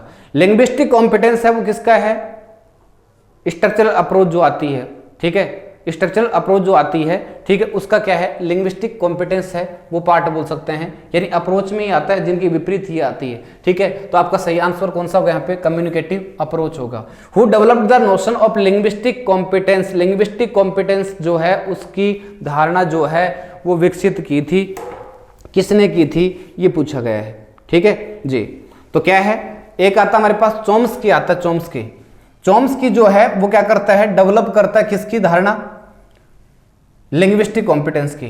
और एक डेल हाइम्स आता है, डेल हाइम्स जो है उसने डेवलप की थी motion of communicative competence. Communicative competence है उसकी जो धारणा है वो विकसित की थी वो किसने, डेल हाइम्स ने, ठीक है। और लिंग्विस्टिक कॉम्पिटेंस जो है उसकी जो धारणा जो थी वो विकसित की थी वो किसने, चॉम्स्की ने, नोम चॉम्स्की नाम का एक फिलोसोफर था, उसने किया था। कंटेक्सचुअलाइजेशन इज द बेसिक प्रेमिज ऑफ, ठीक है, कंटेक्सचुअलाइजेशन जो है वो एक बेसिक प्रेमिज है, प्रस्तावना है, ठीक है, किसकी है, सीधी सी बात है, कम्युनिकेटिव लैंग्वेज टीचिंग की है, ठीक है जी। नेक्स्ट क्वेश्चन देखें, नेक्स्ट क्वेश्चन है ड्रिलिंग में occur but peripherally is the feature of, साफ सुथरी बात है, ड्रिलिंग बोल सकते हैं, rules of memorisation of rules बोल सकते हैं, जिसको क्या करती है वो इग्नोर करती है, मेमोराइजेशन ऑफ रूल जो है। कम्युनिकेटिव अप्रोच जो होती है उसमें बच्चे को बिल्कुल स्वतंत्र होकर पढ़ाया जाता है। लर्नर सेंटर्ड अप्रोच हम मानते हैं वो किसको मानते हैं, कम्युनिकेटिव अप्रोच को मानते हैं, ठीक है, जिसमें टीचर का जो रोल होता है वो क्या होता है, टीचर एक फैसिलिटेटर होता है, एक गाइड होता है, एक फ्रेंड होता है, ठीक है, not a controller, not a manager, ठीक है। तो यहाँ पे आपका आंसर होगा वो कौन सा होगा, communicative approach. Comprehensible pronunciation is taught in, comprehensible pronunciation जो है, ठीक है, यानी अवबोध से रिलेटेड जो उच्चारण वगैरह जो हैं जिसमें पढ़ाए जाते हैं, कौन सी अप्रोच में पढ़ाए जाते हैं, ठीक है। तो इसका आंसर भी क्या होगा, communicative language teaching. Communicative language teaching है उसमें कंप्रीहेंसिबल प्रोनाउंसिएशन जो है उसके ऊपर जोर दिया जाता है, फ्लुएंसी के ऊपर जोर दिया जाता है कि बच्चा कैसे भी धारा प्रवाहिता के साथ क्या करे, अंग्रेजी बोले, ठीक है। अंग्रेजी बोलते टाइम अगर कोई एरर्स वगैरह भी करता है तो उसको आप बाउंड ना करें, उसको सहन करें, जो भी गलतियां करते हैं, ठीक है, उसको आप सहन करें। Means errors are tolerated in this approach. CLT जो है कम्युनिकेटिव लैंग्वेज टीचिंग जो है उसमें जो भी गलतियां वगैरह जो होती हैं वो अक्सर उसको टॉलरेट कर दिया जाता है, सहन कर दिया जाता है। तो यहाँ पे आपको अप्रोप्रिएट आंसर होगा वो कौन सा होगा, कम्युनिकेटिव अप्रोच होगा। नेक्स्ट क्वेश्चन अपना, language created by the individual open through trial and error is applicable for, ठीक है, individual open through trial and error is applicable for, ये जो बिंदु है अक्सर एप्लीकेबल है, ठीक है, कौन से अप्रोच के लिए एप्लीकेबल है, ठीक है। तो यहाँ पे अंडरस्टूड है, यहाँ आपका आंसर होगा वो क्या होगा, कम्युनिकेटिव लैंग्वेज टीचिंग, ठीक है जी। ट्रायल एंड एरर, जैसा कि अभी मैंने थोड़ी देर पहले बताया है कि इस अप्रोच में एरर्स वगैरह जो होते हैं उनको क्या करते हैं अपन, इग्नोर करते हैं। बालक पढ़ते टाइम अगर कोई गलतियां करता है तो उसको आप क्या करो, नजरअंदाज करो, सहन करो, ठीक है, क्योंकि काम करेगा, कुछ नया करेगा, कुछ नए सीखने की कोशिश अगर करेगा तो नो डाउट बालक क्या करेगा, गलती करेगा। उन गलतियों के पीछे हम उसको डिमोलाइज नहीं कर सकते। Learning is more important than teaching, ठीक है, मतलब शिक्षण की यानी पढ़ाने की अपेक्षा सिखाना जो है, सीखना जो है वो इंपॉर्टेंट है। Is the key concept of, ये एक अपने आप में की कॉन्सेप्ट है, वो कौन सी अप्रोच का है, कौन सी मेथड का है, ठीक है। तो आपका सीधा सा आंसर है दोस्तों, इसमें क्या होगा, कम्युनिकेटिव अप्रोच, ठीक है। कम्युनिकेटिव अप्रोच है वो क्या है, पढ़ाने के ऊपर बल न देकर सिखाने के ऊपर जोर देती है कि सिखाओ, ठीक है, सीखो सिखाओ, इसके ऊपर फोकस करती है। किस कौन सी अप्रोच, कम्युनिकेटिव अप्रोच आ गई। आगे देखें अपन नेक्स्ट क्वेश्चन अपना, ठीक है। नेक्स्ट क्वेश्चन है procedure of teaching English concerns with what happens in the actual classroom. एक है it include classroom techniques, practice and behaviour, ठीक है, दोनों लागू होते हैं इसमें। पढ़ाने की जो है ना, टीचिंग की जो अंग्रेजी सिखाने की जो प्रक्रिया है उसमें दोनों ही है। तो यहाँ आपका अप्रोप्रिएट आंसर कौन सा हो जाएगा, बोथ हो जाएगा। आगे द इलिजी इज, इलिजी जो है आपके सिलेबस का भाग है। आपके सिलेबस में 4 बिंदु डाले हुए हैं लिटरेरी टर्म्स के रूप में, शॉर्ट स्टोरी, दूसरा क्या है ड्रामा, इलिजी और सोनेट। इलिजी और सोनेट दो ऐसे कॉमन बिंदु हैं जो बार बार रिपीट होते हैं, ठीक है। एग्जाम की दृष्टि से दोनों बिंदु काफी इंपॉर्टेंट हैं, इनके रिगार्डिंग प्रश्न पूछने की पूरी संभावना है, ठीक है जी। इलिजी जो है वो क्या है, a modern poem typically a lament for the dead, मतलब एक दुख से भरी गीत हो, दुख से भरी कविता होती है, ठीक है, जिसमें दुख होता है वो किसके लिए होता है, मृत्यु के लिए। कोई अपना जो होता है, जो डियरेस्ट वन होता है, ठीक है, अपना बहुत क्लोज होता है, उसकी मृत्यु पे जो दुख भरा गीत अपन प्रेजेंट करते हैं दोस्तों, उसको अपन क्या बोलते हैं, इलिजी बोलते हैं। एक है a poem of pleasure with playful words, खुशी वाला नहीं बोल सकते। A long poem of historical importance, सही आपका आंसर होगा वो 1 नंबर होगा। ए मोर्नफुल पोइम बोल सकते हैं, ए मॉर्निंग सॉन्ग कह सकते हैं, ए लेमेंटल सॉन्ग बोल सकते हैं, फनरल सॉन्ग बोल सकते हैं, ठीक है। वो क्या होता है, इलिजी होता है जो किसी की मृत्यु के ऊपर गाया जाता है। किसी की मृत्यु कौन, जो डियरेस्ट वन, जो किसी का बहुत प्रिय होता है, उसी की मौत के ऊपर गाया जाने वाला दुख भरा जो गीत होता है उसको हम क्या बोलते हैं, इलिजी बोलते हैं। नेक्स्ट क्वेश्चन देखिए, communicative inequality refers to the kind of knowledge और skill that is needed when. Communicative का मतलब क्या है, सीधी सी बात है, बोलना। Inequality refers to the kind of knowledge और skill that is needed when listening to interact with one another, जब किसी से अपन सुनते हैं। कम्युनिकेशन क्या होता है, फ्लुएंसी, बोलना होता है, ठीक है। दूसरा क्या है, यूजिंग रीडिंग, रीडिंग भी इसमें कहां से आ गया, ठीक है, राइटिंग भी नहीं आएगा, तो सीधी सी बात है using speech to interact with other people, ठीक है, यही आपका अप्रोप्रिएट आंसर होगा।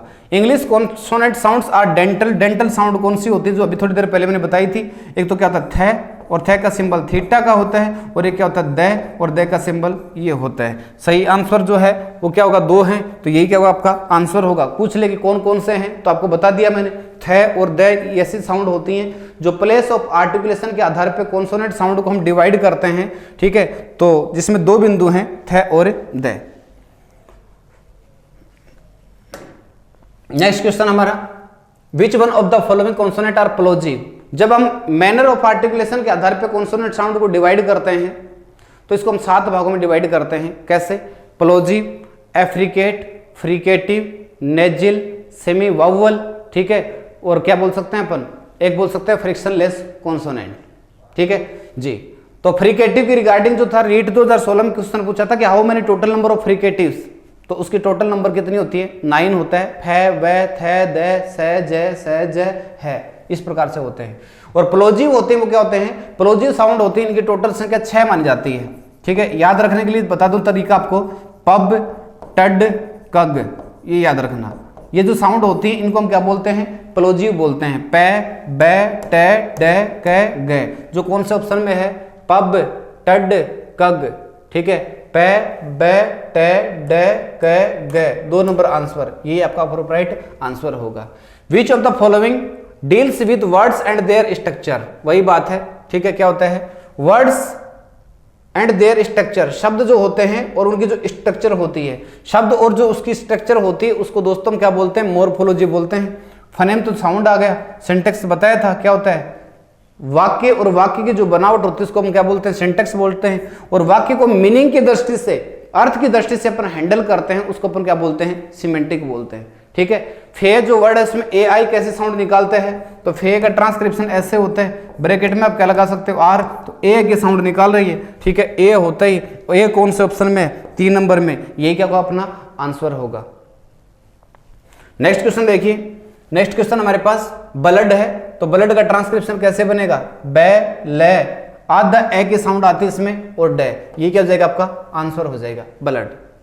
नेक्स्ट है विच फॉर्म ऑफ लिटरेचर में बी प्रेजेंटेड ऑन स्टेज, कि लिटरेचर की कौन सा बिंदु है जो स्टेज के ऊपर प्रेजेंट किया जाता है। सोनेट होता है, ये लिखने मात्र तक सीमित होता है, किताबों में लिखा होता है वहीं पढ़ो आप, ठीक है। दूसरी बात शॉर्ट स्टोरी, ये भी प्रोज का भाग होता है, ठीक है, जो एक मोरल मैसेज जो है वो क्या करता है प्रदान करता है, शॉर्ट स्टोरी होता है, ठीक है। इलेजी जो होता है, ठीक है, ये भी स्टेज पे परफॉर्म इसको नहीं किया जाता, तो ड्रामा होता है, यही आपका आंसर होगा। प्ले क्या होता है लिखने मात्र तक सीमित होता है, लेकिन जब उसको पात्रों के माध्यम से मंच पे हम प्रस्तुत कर देते हैं तो वही प्ले किसका रूप धारण कर लेता है, ड्रामा का रूप धारण कर लेता है। तो स्टेज पे जो प्रेजेंट किया जाता है इनमें से वो कौन सा आपका आंसर कौन सा होगा, ड्रामा होगा। What is the purpose of short story, short story जो है उसका उद्देश्य क्या होता है, टू प्रोवाइड मोरल मैसेज, ठीक है, मतलब नैतिक जो संदेश है वो प्रदान करने के लिए अक्सर क्या है शॉर्ट स्टोरी जो है वो लिखी जाती है। कोई भी कहानी अपन देखते हैं, ठीक है, तो कहानी का जो लास्ट जो पर्पज होता है वो क्या होता है, टू प्रोवाइड ए मैसेज, मतलब मैसेज प्रदान करना जी। नेक्स्ट क्वेश्चन देखिए, नेक्स्ट है ए सोनेट कंसिस्टेंट ओनली, ठीक है, सोनेट जो होता है एक सोनेट होता है वो एक ही आइडिया निकालता है, तो यहां पर क्या आंसर होगा वो कौन सा होगा, ए सिंगल आइडिया जी। The sonnet poem was stabilised by Petrarch in Italy in 14th century, 14th century, ये आंसर होगा। वैसे ये भी इसमें उचित नहीं है, रियल में अपन देखें तो सोनेट जो उसकी उत्पत्ति जो मानी जाती है वो कौन सी मानी जाती है, 1230 लगभग 13वीं शताब्दी, 13वीं शताब्दी अगर नहीं होता है तो फिर आपका आंसर कौन सा होगा, 14th सेंचुरी, ये इसके करीब है, ठीक है। 14th सेंचुरी जो है सोनेट को जो इंट्रोड्यूस कराने वाला व्यक्ति है उस व्यक्ति का नाम था गायकमो डी लैंटिनी, गायकमो डी लैंटिनी, ये व्यक्ति था जिसने सोनेट को क्या किया था, इंट्रोड्यूस करवाया था, ठीक है। इटली में सबसे पहले सोनेट की उत्पत्ति मानी जाती है वो इटली में मानी जाती है, या फिर ऐसा कर सकते हैं सोनेट वर्ड की उत्पत्ति हम इटालियन वर्ड से मानते हैं, और इटालियन वर्ड कौन सा होता है, सोनेटो, और सोनेटो मीन्स होता है ए लिटिल स्ट्रेन या लिटिल सॉन्ग बोल सकते हैं, छोटा गीत जो होता है उसको अपन क्या बोलते हैं, सोनेटो। इसकी उत्पत्ति कहाँ मानते हैं अपन, इटली में मानते हैं। इटली में जो लिखे जाने वाले सोनेट हैं उसको हम क्या बोलते हैं, इटालियन सोनेट या पेट्रार्कन सोनेट, जिसके लिखने का श्रेय जो है वो किसको दिया जाता है, विलियम पेट्रार्क को दिया जाता है, या फिर यूं कह सकते हैं इटालियन सोनेट का फादर हम किसको मानते हैं, विलियम पेट्रार्क को मानते हैं, विलियम पेट्रार्कन। 16वीं शताब्दी जो आती है उसमें जो सोनेट हैं वो प्रस्थान करते हैं इंग्लैंड की ओर, इंग्लैंड की ओर। तो इंग्लैंड में लिखे जाने वाले सोनेट हैं उसको हम क्या बोलते हैं, इंग्लिश सोनेट बोलते हैं। सर्वाधिक इंग्लिश सोनेट लिखने का श्रेय विलियम शेक्सपियर को दिया जाता है, और विलियम शेक्सपियर के द्वारा लिखे गए सोनेट की कुल संख्या कितनी मानी जाती है, 154, 154 मानी जाती है, ठीक है। तो इंग्लिश सोनेट जो होते हैं इसी वजह से इसको हम क्या बोलते हैं, शेक्सपियरन सोनेट बोलते हैं। तो 16वीं शताब्दी में शेक्सपियरन सोनेट अथवा इंग्लिश सोनेट लिखे जाते हैं। तो आपका अप्रोप्रिएट आंसर यहाँ पे वैसे तो कोई भी नहीं मान सकते अपन, लेकिन करीब भी अगर दे रखा तो आपका आंसर कौन सा होगा, 14th सेंचुरी होगा, ठीक है। आगे देखो 1 ऑक्टेव कंटेंट्स, एक ऑक्टेव में लाइनों की संख्या कितनी है। तो दोस्तों ये इटालियन सोनेट होते हैं, ठीक है। इसमें क्या होता है, एक ऑक्टेव होता है, एक सेस्टेट होता है, एक सेस्टेट। सोनेट में टोटल संख्या कितनी, टोटल लाइन जो होती है वो कितनी होती है, 14 होती हैं, जो आयम्बिक पेंटामीटर के रूप में लिखी जाती हैं। 1 iambic pentameter is equal to 10 syllables, 1 pentameter is equal to 5 syllables. एक आयम्बिक पेंटामीटर में सिलेबल जो होते हैं, शब्दखंड जो होते हैं उनकी संख्या 10 होती है, और एक पेंटामीटर में कितनी होती है, 5 होती है। तो एक ऑक्टेव जो होगा उसमें लाइन कितनी होती है, 8। एक सेस्टेट जो होता है उसमें लाइन कितनी होती है, 6 होती हैं। तो यहाँ पे आपका प्रॉपर जो आंसर होगा वो कौन सा होगा, 6 लाइन्स, सॉरी 8 लाइन्स होगा, 8 लाइन्स, ये आपका आंसर होगा। 1 octave is equal to 8 lines. अगर सेस्टेट पूछ ले तो आपका आंसर क्या होगा, 6 लाइन्स होगा, 6 लाइन होगा, ठीक है जी। आगे देखिए नेक्स्ट क्वेश्चन है, elegy written in a country churchyard is the famous elegy of. अंग्रेजी साहित्य की सबसे बड़ी इलिजी जो है वो किसकी है, थॉमस गरे। थॉमस भी नहीं बोलते इसको, टॉमस बोलते हैं, टॉमस गरे।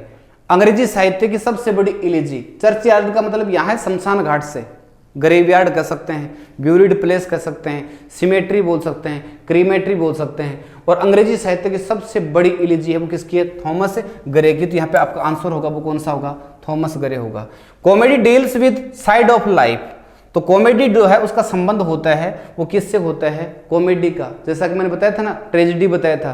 तो कॉमेडी जो होता है इसका संबंध होता है lighter side of the life, ठीक है, जीवन का प्रकाशमयी जो पहलू होता है उसकी तरफ इसका संबंध होता है। तो यहाँ आपका आंसर होगा वो कौन सा होगा, 1 नंबर होगा, lighter and brighter side of life. ठीक है। प्रश्न है सर्वाधिक उपसर्ग युक्त उदाहरणम अस्ति, सर्वाधिक उपसर्ग से युक्त उदाहरण है। तो सर्वाधिक उपसर्ग से युक्त कौन सा है, एक तो दुर्व्यवस्थापक, यानी कि दुर प्लस वी प्लस ये क्या लिखा हुआ है अब, दुर प्लस वी प्लस अब, है ना, ये अब, तो बराबर कितने उपसर्ग हो गए इसमें, 3 हो गए, है ना, और स्थापक हो जाएगा, यहाँ कौन हो जाएगा, स्थापक, ये बात आई। दूसरा दुर्व्यवहार में एक तो दुर हो गया, एक वी हो गया, दुर प्लस वी प्लस क्या बन गया, अब प्लस क्या बन गया, हिरी, और ये घें, तो बराबर यहाँ पर भी कितने हो गए, यहाँ पर भी 3 हो गए।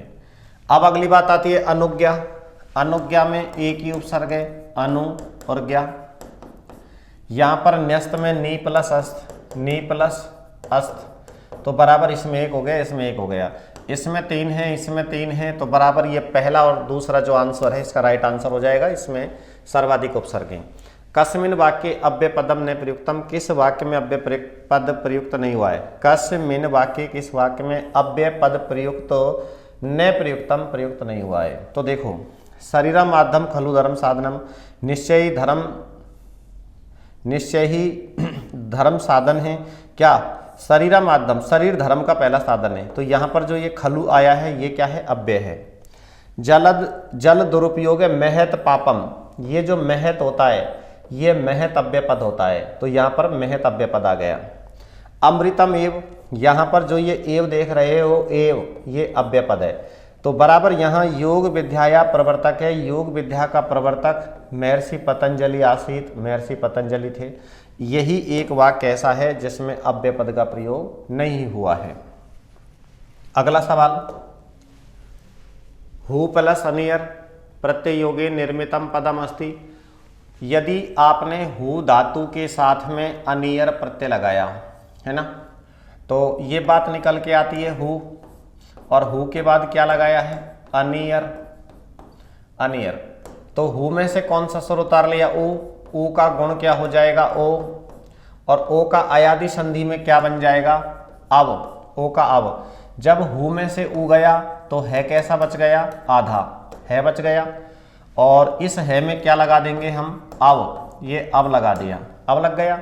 अब ये क्या बन गया, ये बन गया हब, प्लस क्या लगा देंगे, अनियर, अनियर लगा देंगे। अनियर का क्या जोड़ देंगे, ए को वह में मिला देंगे, और ये है वह पूरा हो गया, है वह नियम, है ना, हवनियम, हवनीय है, तीनों लिंगों में बन जाएगा, और हवनीया, हवनियम, हवनीय, हवनिया, तो हवनीय पूछा है यहाँ पे।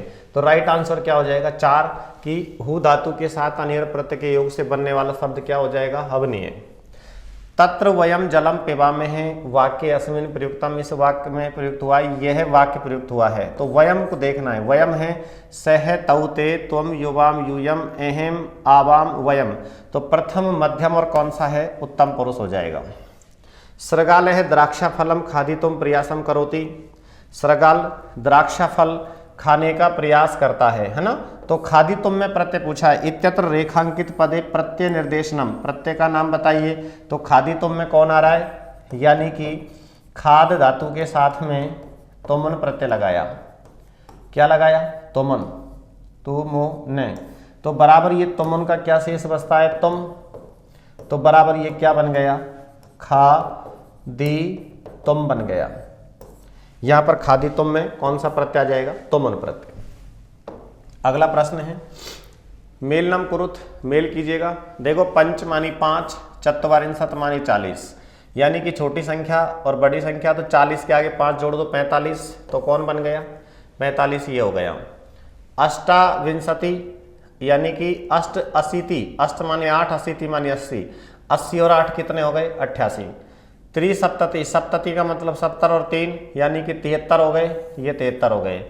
एकोन सप्तति, एक नहीं है 70 में, है ना, एक नहीं है 70 में, तो ये कितने हो गए, 69 हो गए। तो इसका राइट आंसर है 1 में से, 1 में से, है ना, और 2 में ए, 2 में ए, 3 में द, 3 में द, और 4 में ब, 4 में ब। तो राइट आंसर इसका ये पढ़ा जाए। अब अगला प्रश्न है कि उपसर्गाः संयुज्यन्ते, उपसर्ग जोड़े जाते हैं। उपसर्गाः संयुज्यन्ते, उपसर्ग जुड़ते हैं, धातुओं के साथ भी जुड़ते हैं, विशेषण के साथ भी जुड़ते हैं, संज्ञा के साथ भी जुड़ते हैं। तो राइट आंसर क्या हो जाएगा, सर्वे, सर्वे इसका आंसर हो जाएगा। पात्रता और दीर्घता इत्यत्र प्रत्यय चयनम कुरुत, यानी कि पात्रता में और दीर्घता में प्रत्यय का चयन करना है। तो देखो, एक तल प्रत्यय होता है, इस तल प्रत्यय का, तल प्रत्यय के लय का लोप हो जाता है और शेष क्या बच जाता है, तय। इस तय के साथ में तलंतम स्त्रियाम सूत्र से टाप लगता है और टाप का आशेष बच जाता है। आ को जब तय में मिलाया जाता है तो ये क्या बन जाता है, ता। अब मान लीजिएगा हमने पात्र के साथ में तल प्रत्यय जोड़ा तो तल का क्या शेष बच गया, ता। तो बराबर ये क्या बन गया, पात्रता। इसी प्रकार से इसमें बन जाएगा दीर्घ प्लस तल, दीर्घता। तो बराबर कौन सा प्रत्यय हो गया, तल प्रत्यय। दा धातु के साथ में सत्री प्रत्यय जोड़ने पर, दा धातु के साथ में सत्री जोड़ना है तो क्या बनेगा, देखो दा धातु और ये सत्री प्रत्यय, जब इसको आप लट लकार प्रथम पुरुष एक वचन में रूप चलाओगे तो क्या बन के आएगा, ददाती। लट लकार प्रथम पुरुष एक वचन। तो नियम कहता है कि यदि यहाँ पर ये जो ती आप देख रहे हैं, क्या देख रहे हैं, ती, यदि ती से पहले वाले वर्ण में, हमने जाना कि इस ती से पहले वाले वर्ण में पहले कौन है, दा। यदि यहाँ ए होता, यदि यहाँ ए होता तो नुमागम होता। यहाँ ए नहीं है, कौन है, आ, और आ होने के कारण इसमें स्त्रीलिंग में नुमागम, नुमागम नहीं होगा। अब नुमागम नहीं होगा तो बराबर दा का क्या हो जाता है, दद बन जाता है, दो दद गो सूत्र से, है ना। और ये दद में फिर यहाँ पर सत्री प्रत्यय का क्या शेष रह जाता है, अत। सत्री प्रत्यय का क्या शेष रह जाता है, अत। यहाँ पर इसमें जोड़ देंगे हम अत, तो ए को द में मिला देंगे, ये क्या बन गया, ददत। पुल्लिंग में अन बन जाता है, ददन, है ना, और ददती। अब यहाँ पर स्त्रीलिंग में दीर्घी तो हो गया, लेकिन नुमागम होगा या नहीं होगा। यदि इस द यहाँ पर ए होता तो यहाँ नुमागम होता, यदि यहाँ द ए के अलावा और कोई स्वर है तो नुमागम नहीं होगा, बराबर ये बन गया। तो देखो ददत भी बन रहा है, ददन भी बन रहा है, ददती भी बन रहा है, लेकिन ददंती नहीं बन रहा है। तो इसका राइट आंसर क्या हो जाएगा, ददंती हो जाएगा। पठितवान इत्यत्र कह प्रत्यय प्रयुक्तम, देखो ये कतवतु प्रत्यय होता है ना। कतवतु प्रत्यय का तवत, और तवत का पुल्लिंग में क्या शेष बचता है, तवान शेष बचता है, तवान शेष बचता है। तो पठितवान में तवान, ये पठितवान हो गया। इसके बाद आगे बढ़े, आगे बढ़ने पर जाना कि अव्यय पदम नास्ति, अव्यय पद नहीं है। माँ का मतलब होता है मत, अव्यय पद होता है। पुरा मानी पहले, ये पहले अव्यय पद होता है। इति समाप्त, ये अव्यय पद होता है। और मया ये सर्वनाम है, क्या है ये सर्वनाम है। तो इसका राइट आंसर क्या हो जाएगा, नहीं है, यही नहीं है, मया सर्वनाम है। पश्चातार्थे, यानी कि पश्चात के अर्थ में उपसर्ग होते हैं, उपसर्ग किसी ना किसी अर्थ में होते हैं। तो ये जानना चाहिए कि ये जो कौन सा उपसर्ग है जो पश्चात के अर्थ में आता है। तो यहाँ पे तुमने पढ़ा होगा अनुमानी पीछे, है ना, अनुमानी पीछे पश्चात के अर्थ में कौन सा उपसर्ग पढ़ दिया गया, अनु पढ़ दिया गया। इसके बाद में हमको यह जानना है कि सम्यकम चिनुत, सम्यकम चिनुत सही चुनिए। तो सही चुनोगे तो यहाँ पर इनमें से कौन सा एक उत्तर सही होगा, यानी कि उपो प्लस सीरीज प्लस घे बराबर क्या बन जाएगा, उपसर्ग है, ये है, ये बन जाएगा उपसर्ग। तो उपसर्ग किससे बनाएं, उप प्लस सीरीज प्लस घे से मिला के बनाएं तो ये सही है। जबकि यहाँ पर ये अच गलत है, यहाँ पर ये सर्ग ये गलत है, अच भी गलत है, और यहाँ पर ये ए गलत है उपसर्ग बनाने के लिए। तो इसका राइट आंसर यही पढ़ा जाए। सुंदरतम इत्यत्र प्रत्यय, देखो तमप एक प्रत्यय होता है, तमप प्रत्यय। तमप प्रत्यय का क्या शेष बचता है, तम, है ना। तो ये तीनों लिंगों में चलता है, तमम, तमेह और तमा। ये कौन से लिंग में हो गया, स्त्रीलिंग में। तो ये जो सुंदर तमा में तमा आया है, ये तमा में कौन सा प्रत्यय हो गया, तम प्रत्यय हो गया। वी प्लस जी प्लस ल्यप, है ना, तो ल्यप प्रत्यय का ये शेष बचता है, तो ये बन जाता है तुम्हारा वी उपसर्ग हो गया, जी धातु हो गई, है ना, और ये ल्यप प्रत्यय का ये शेष बच गया। नियम कहता है कि धातु व प्रत्यय के मध्य में तो कागम हो जाता है, तो ये क्या बन जाता है, विजित्य बन जाता है। और इसका राइट आंसर क्या पढ़ा जाए, विजित्य पढ़ा जाए। इसके बाद में शिक्षण से केंद्र बिंदु, शिक्षण का केंद्र बिंदु पाठ्य पुस्तकें होती हैं, अभ्यास पुस्तिका नहीं होती, वार्तालाप नहीं होता, ये होगा ही नहीं, तो उत्तर क्या आ जाएगा, पाठ्य पुस्तकम। अगला सवाल, खाली जगह शिक्षण विधि नाम दृष्टया विद्यालयी पाठ्य पुस्तकानां स्तरम अत्यंत महत्वपूर्णम भवति, यानी कि शिक्षण विधि नाम, शिक्षण विधियों की दृष्टि से जो विद्यालयी पाठ्य पुस्तकें होती हैं उनके पाठ्य पुस्तकों का स्तर अत्यंत महत्वपूर्ण होता है। विषय वस्तु, ये क्या उत्तर आएगा इसमें, विषय वस्तु। तो हमको जानना है विषय वस्तु, यानी कि विषय वस्तु के शिक्षण की विधियों की दृष्टि से विद्यालय की जो पाठ्य पुस्तकों का स्तर होता है वो क्या होता है, महत्वपूर्ण होता है। पाठ्य पुस्तक से उद्देश्य मस्ती, पाठ्य पुस्तक का उद्देश्य है। अब पाठ्य पुस्तक का उद्देश्य क्या माना है कि छात्राणाम ज्ञान से सीमा या विस्तार करणम, छात्रों की ज्ञान की सीमा का विस्तार करना, बिल्कुल होता है। कल्पना शक्ति विकासनम, कल्पना शक्ति को बढ़ाना या विकास करना, बिल्कुल होता है। सर्जनात्मक शक्ति विकासनम, सर्जनात्मक शक्ति का विकास करना, बिल्कुल होता है। बराबर राइट आंसर क्या आ जाएगा, सर्वे। इसका राइट आंसर सर्वे आ जाएगा। पाठ्य पुस्तक से आदौ न भवति, पाठ्य पुस्तक के प्रारंभ में नहीं होता है। अब पाठ्य पुस्तक के प्रारंभ में क्या नहीं होता है, पाठ्य पुस्तक का नाम होता है, आमुख होता है और अनुक्रमणिका बिल्कुल होता है, लेकिन परिसिस्टम नहीं होता। ये परिसिस्टम इसका राइट आंसर आ जाएगा। परिसिस्टम कहाँ होता है, पाठ्य पुस्तक में पीछे होता है ना, और बाकी के सब आगे होते हैं। इसी प्रकार से पाठ्य पुस्तक निर्माण सिद्धांते बाह्य पक्षम नास्ति, पाठ्य पुस्तक निर्माण के सिद्धांत में बाह्य पक्ष नहीं है। तो बाह्य पक्ष देखो, पाठ्य पुस्तक का आकार ये बाह्य सिद्धांत में पढ़ा गया है। मुद्रणम छपाई कार्य ये भी बाह्य पक्ष में पढ़ा गया है। आवरण उसका कवर पेज ये भी उसमें है। लेकिन पाठ्य पुस्तक को लिखने के उद्देश्य क्या हैं, तो ये जो उद्देश्य है ना, ये आंतरिक मामला है, तो बराबर इसका बाह्य पक्ष नहीं है। तो ये बाह्य पक्ष नहीं है, ये कौन सा पक्ष है, ये आंतरिक पक्ष है, ठीक है ना, आंतरिक पक्ष है। पाठ्य पुस्तक निर्माण से सिद्धांतम अस्ति, पाठ्य पुस्तक निर्माण का सिद्धांत है। अब पाठ्य पुस्तक निर्माण का सिद्धांत क्या है, पाठ्य पुस्तक निर्माण के सिद्धांतों में आंतरिक पक्ष भी होते हैं और बाह्य पक्ष भी होते हैं। ये होगा नहीं, तो बराबर आंतरिक और बाह्य दोनों होते हैं। तो राइट आंसर क्या हो जाएगा, पहला और दूसरा। पाठ्य पुस्तक निर्माण समय ध्यानम दीयताम, पाठ्य पुस्तक निर्माण के समय ध्यान देना चाहिए। क्या ध्यान देना चाहिए कि दीयताम देना चाहिए, यत पाठ्य पुस्तकम की पाठ्य पुस्तक निर्माण के समय ध्यान देना चाहिए कि पाठ्य पुस्तक छात्राणाम योग्यतानुसारम अस्ति नेवा, छात्रों की योग्यता के अनुसार हैं अथवा नहीं है। विषयाणाम स्पष्टीकरण शुद्धम स्पष्टम कृतम न कृतम वा, और विषयों को स्पष्ट करने वाली हैं, शुद्ध और स्पष्ट हैं या नहीं है। प्रत्येक पाठ के अंत में अभ्यास कार्य दिया गया है अथवा नहीं। तो ये कह रहा है छात्रों की योग्यता के अनुसार पाठ्य पुस्तकें हैं अथवा नहीं, ये ध्यान दो। विषयों को स्पष्ट करने में शुद्ध और स्पष्ट करने की गई है कि नहीं की गई है, वो है, उस पर ध्यान दो। प्रत्येक पाठ के अंत में अभ्यास कार्य दिया गया है अथवा नहीं दिया गया, इस पर ध्यान दो। तो बराबर राइट आंसर क्या आ जाएगा, सर्वे। अब अगला प्रश्न पढ़ा जाए।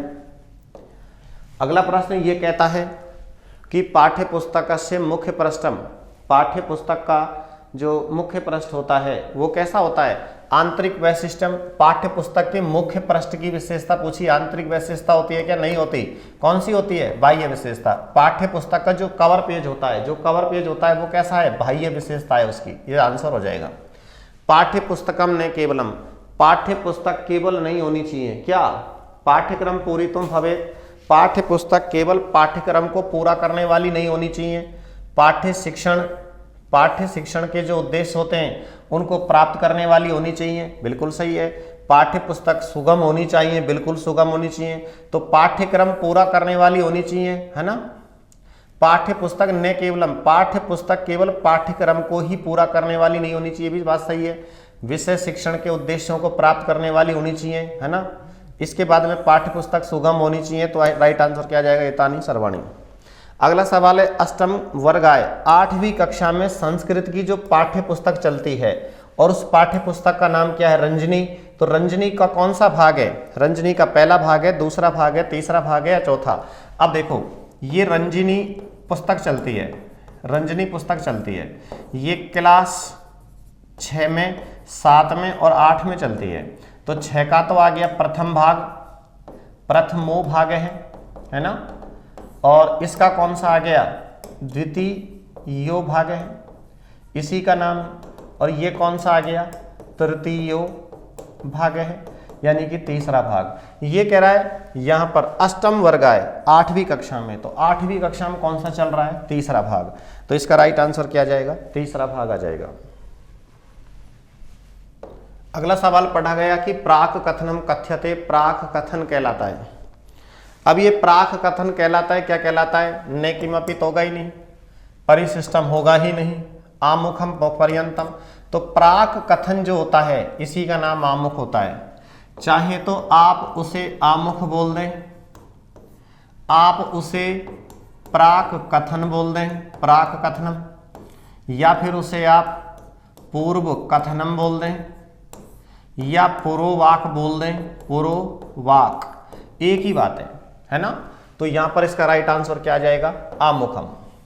शिक्षणे व्यावहारिक ज्ञान संपादनाएं, शिक्षण में व्यावहारिक ज्ञान संपन्न करने के लिए किसका महत्वपूर्ण स्थान है, अभ्यास पुस्तिकाओं का या बैग का, बैग बस्ते का, है ना, बैग बस्ते का, अभ्यास पुस्तिकाओं का, या कोई नहीं, या पाठ्य पुस्तकों का। तो राइट आंसर क्या आएगा, पाठ्य पुस्तकों का। शिक्षण में व्यावहारिक ज्ञान संपन्न करने के लिए पाठ्य पुस्तकों का महत्व बहुत ज्यादा है। कस्यापि विषयस्य शिक्षण साफल्याय, कस्यापि का मतलब होता है किसी भी, विषयस्य मानी विषय के शिक्षण सफलता के लिए, किसी भी विषय के शिक्षण की सफलता के लिए, है ना, आधारभूत होते हैं। कौन होते हैं आधारभूत, बताओ आधारभूत कौन होते हैं। अब आधारभूत जो यहाँ पे होते हैं वो किन किन को माना गया है, तो अब हम यहाँ पे देख रहे हैं कि जो आधारभूत होते हैं वो किस किस को माना है, एव ही क्या, अध्यापक होते हैं, अधिकारीगण होते हैं, या छात्र होते हैं, या प्राचार्य। तो किसी भी विषय के शिक्षण की सफलता के लिए अध्यापक ही क्या होते हैं, आधारभूत होते हैं।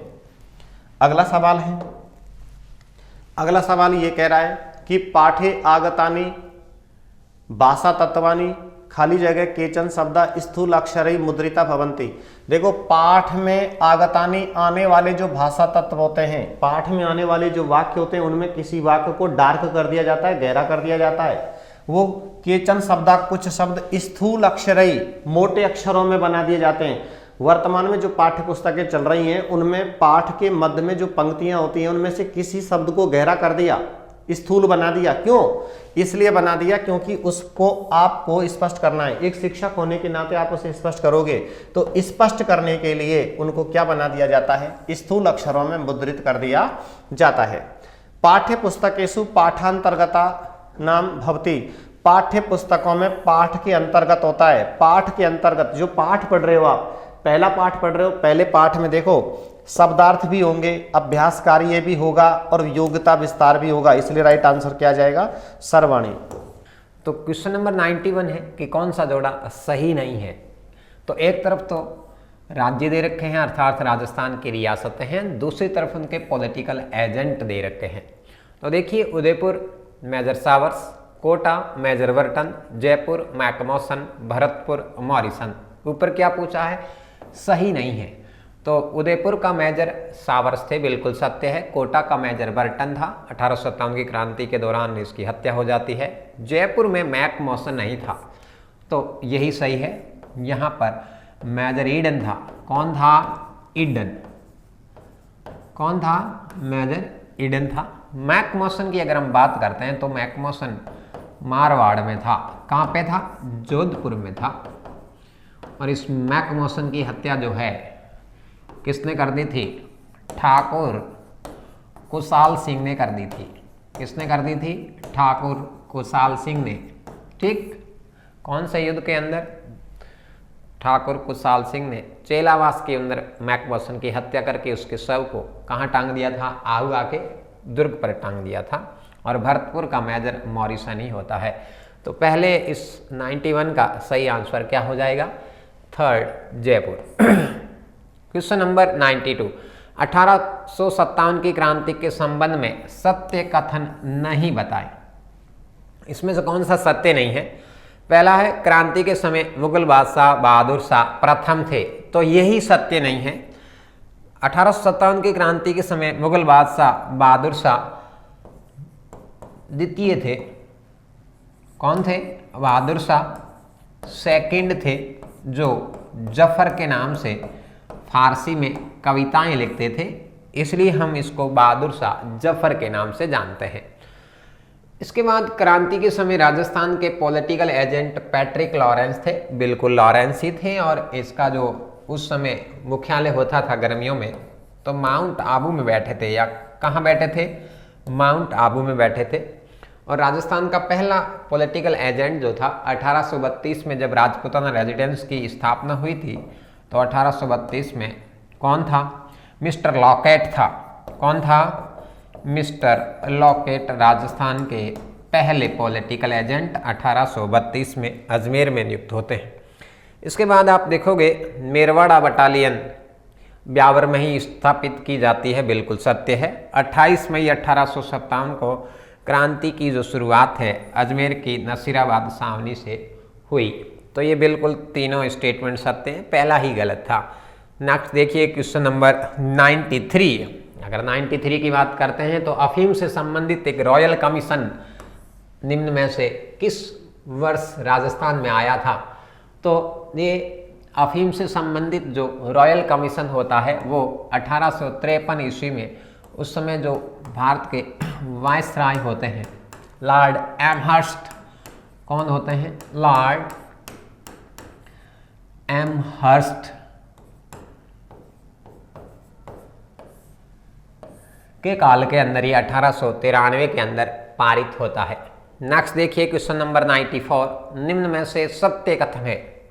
पहला देखिए, संप सभा का प्रथम अधिवेशन 1903 में हुआ। बिल्कुल सत्य है।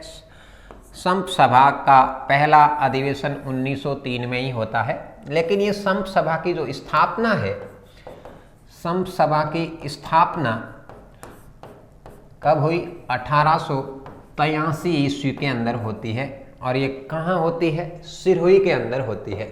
कहाँ होती है? सिरोही के अंदर होती है। और इसका अर्थ होता है भाईचारा की भावना स्थापित करवाना या करना। दूसरा देखिए, संत मावजी के नेतृत्व में लसाड़िया आंदोलन की शुरुआत हुई। तो संत मावजी के नेतृत्व में लसाड़िया आंदोलन की शुरुआत मारवाड़ में नहीं हुई है। ये सेकंड स्टेटमेंट इज रॉन्ग। ये लसाड़िया आंदोलन मेवाड़ में चलता है। कहाँ चलता है? मेवाड़ में संत मावजी के नेतृत्व में भीलों के अंदर जन जागृति या आदिवासियों में जन जागृति लाने के लिए संत मावजी के द्वारा लसाड़िया आंदोलन चलाया गया। तीसरा है, वांगड़ के गांधी के नाम से प्रसिद्ध भोगीलाल पांड्या का जन्म बांसवाड़ा में हुआ। तो ये भी स्टेटमेंट गलत है। वांगड़ के गांधी के नाम से प्रसिद्ध भोगीलाल पांड्या का जो जन्म है डूंगरपुर के सीमलवाड़ा में हुआ। कहाँ हुआ? डूंगरपुर के सीमलवाड़ा गांव में होता है। कहाँ हुआ? डूंगरपुर के सीमलवाड़ा गांव में हुआ। इनको हम वांगड़ के गांधी के नाम से पुकारते हैं। ठीक है। और इन्होंने आप देखिए आगे, हरिजन सेवक संघ की स्थापना की थी 1935 के अंदर। 1935 में गांधी से प्रभावित होकर हरिजन सेवक संघ और वांगड़ सेवा संघ की स्थापना की थी। ठीक है ना। तो दूसरा क्या है, गलत हो गया। तीसरा देखिए, वांगड़ ने गांधी के नाम से प्रसिद्ध भोगीलाल पांड्या सिमलवाड़ा में जन्म हुआ था, तो दूसरा स्टेटमेंट भी गलत हो गया, तीसरा भी गलत हो गया। भोगीलाल पांड्या ने किसानों के उत्थान हेतु भील सेवा संघ की स्थापना की थी, बिल्कुल यही सेवा संघ। तो चौथा स्टेटमेंट भी राइट है, तो इसमें सही आंसर 1 और 4 है, पहला ही ये सही है। ठीक है, भोगीलाल पांड्या कालांतर के अंदर जो हमारी सुखाड़िया सरकार बनती है, सुखाड़िया मंत्रिमंडल जब बनता है तो सुखाड़िया सरकार के अंदर 2 बार मंत्री बनते हैं। कितने बार मंत्री बनते हैं? 2 बार मंत्री बने। चलिए नेक्स्ट क्वेश्चन 95 की अगर हम बात करते हैं तो निम्नलिखित में से कौन सी घटना को महात्मा गांधी ने डायर के करते से दुगना हत्याकांड बताया है?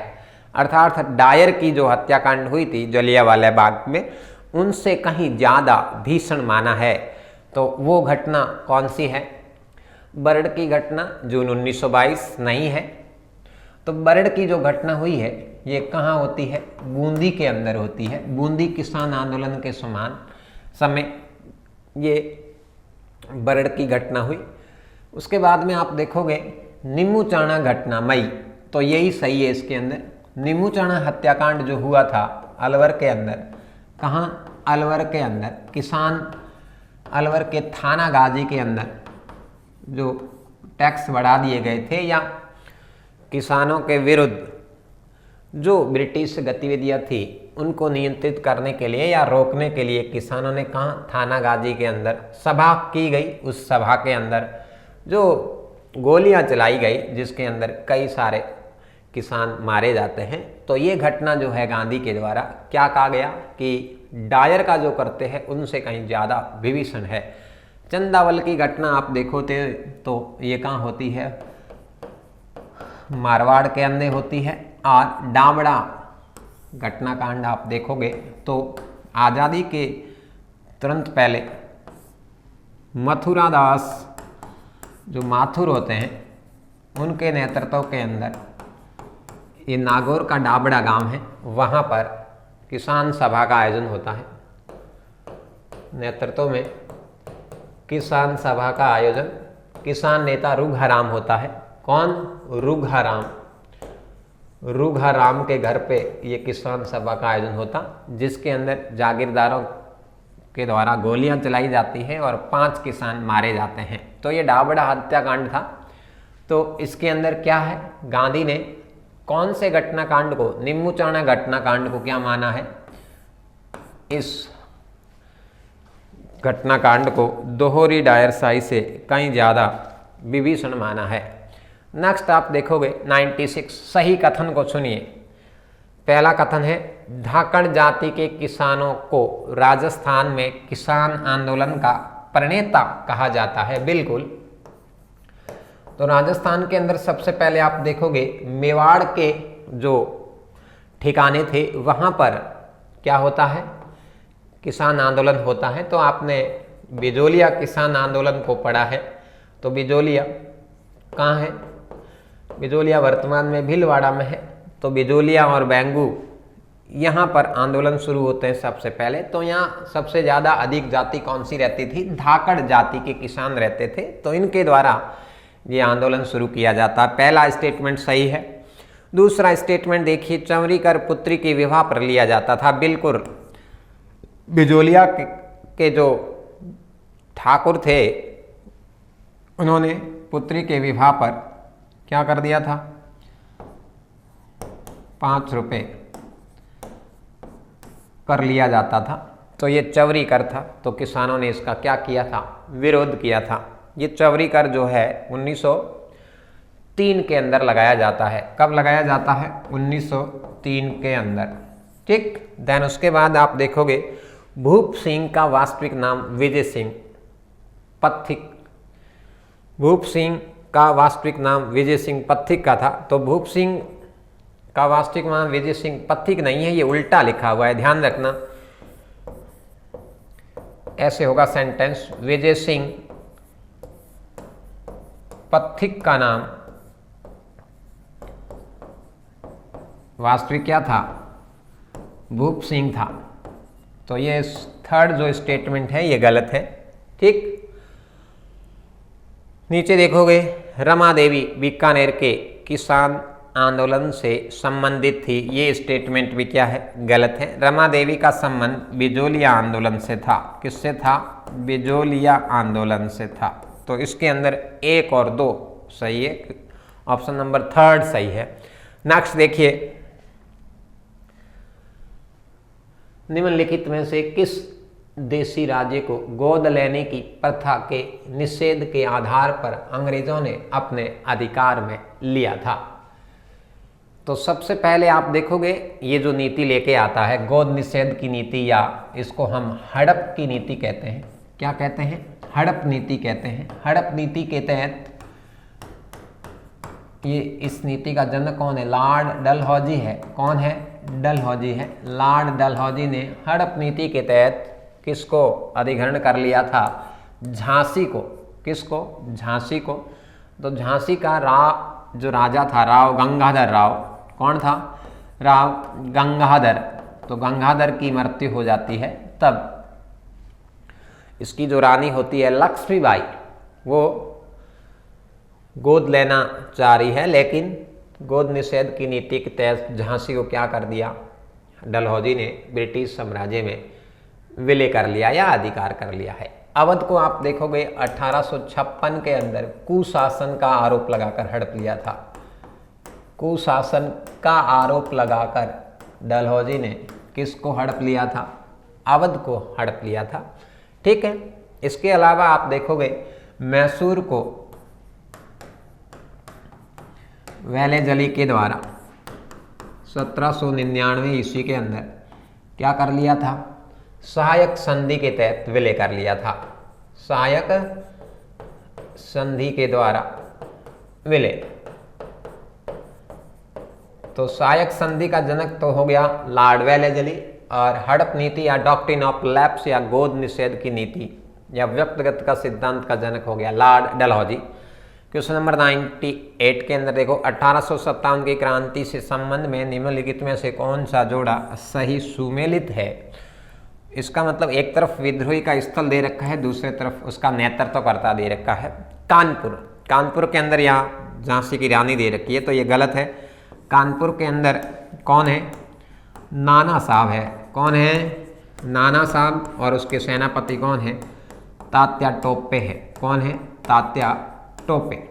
नेक्स्ट आप देखोगे झांसी, झांसी के अंदर भी गलत है। झांसी के अंदर कौन थी? मनु लक्ष्मीबाई। कौन थी? झांसी की रानी लक्ष्मीबाई होती है, और लक्ष्मीबाई फिर ह्यूरोज से लड़ती हुई कालपी के समीप मारी जाती है, और ह्यूरोज कहता है कि ये मैदान में जो सोई हुई महिला है एकमात्र भारतीय मर्द है। लखनऊ के अंदर बेगम हजरत महल है, यही सही है।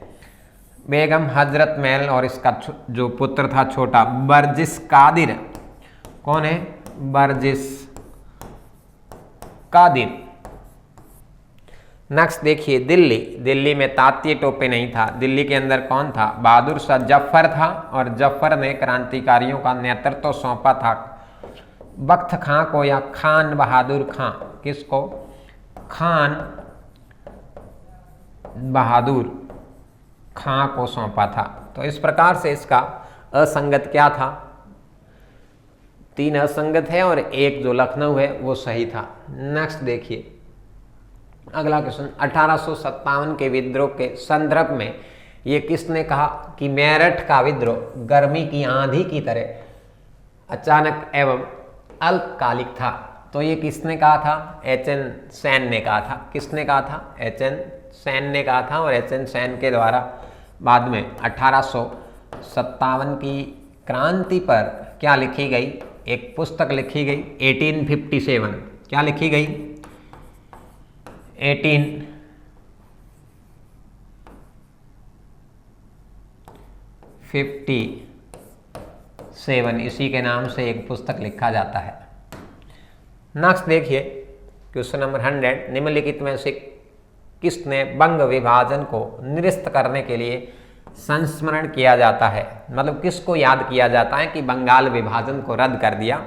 तो यहाँ वायसराय दे रखा है Lord Curzon, Lord Minto, Lord Chelmsford, Lord Hardinge. तो इसके अंदर सही क्या होगा? लॉर्ड हार्डिंग होगा। लॉर्ड हार्डिंग के समय आप देखोगे तो कौन आता है? जॉर्ज पंचम आए, और जॉर्ज पंचम जब आया तो उसने क्या किया? बंगाल विभाजन को रद्द किया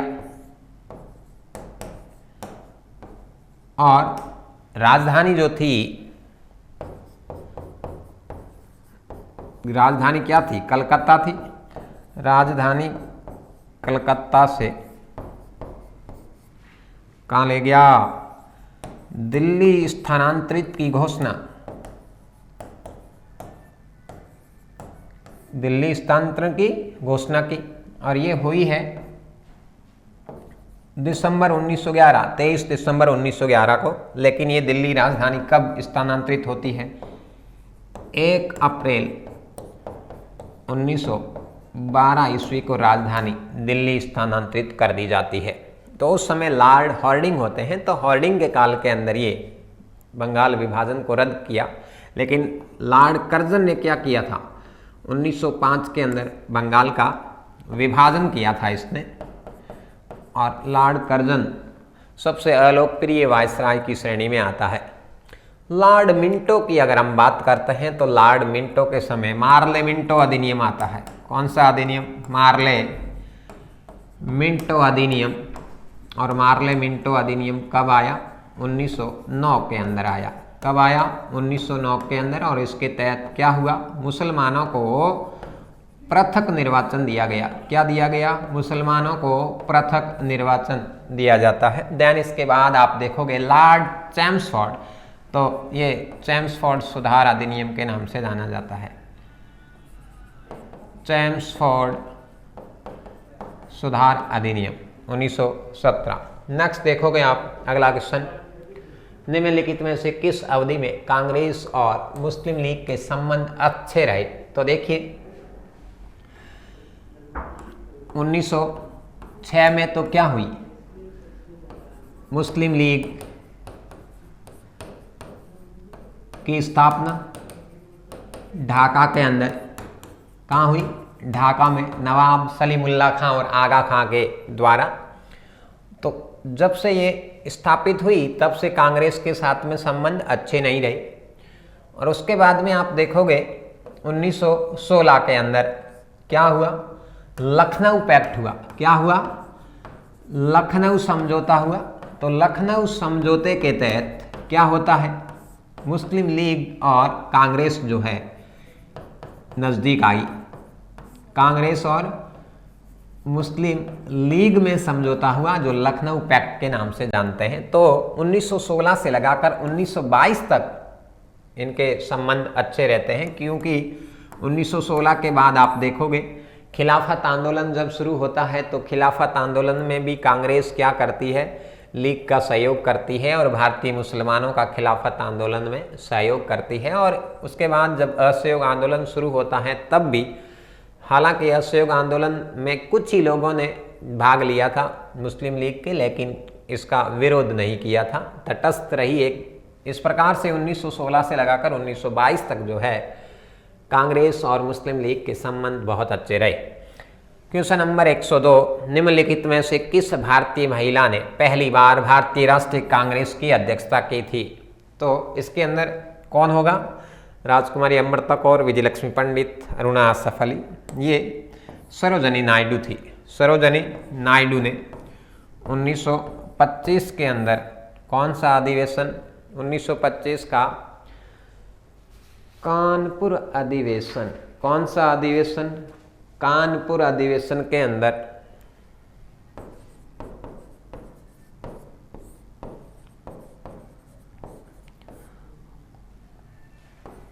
दूसरी महिला वह प्रथम भारतीय महिला के रूप में कांग्रेस की अध्यक्षा बनती है। और यही सरोजनी नायडू कालांतर के अंदर भारत की किसी राज्य की, मतलब यूपी की बनी, किसी राज्य की प्रथम महिला राज्यपाल के रूप में भी बनती है। और इन्होंने राज्यपाल को पद को जो कहा, क्या कहा, राज्यपाल पद को एक सोने के पिंजरे में बंद चिड़िया के समान कहा।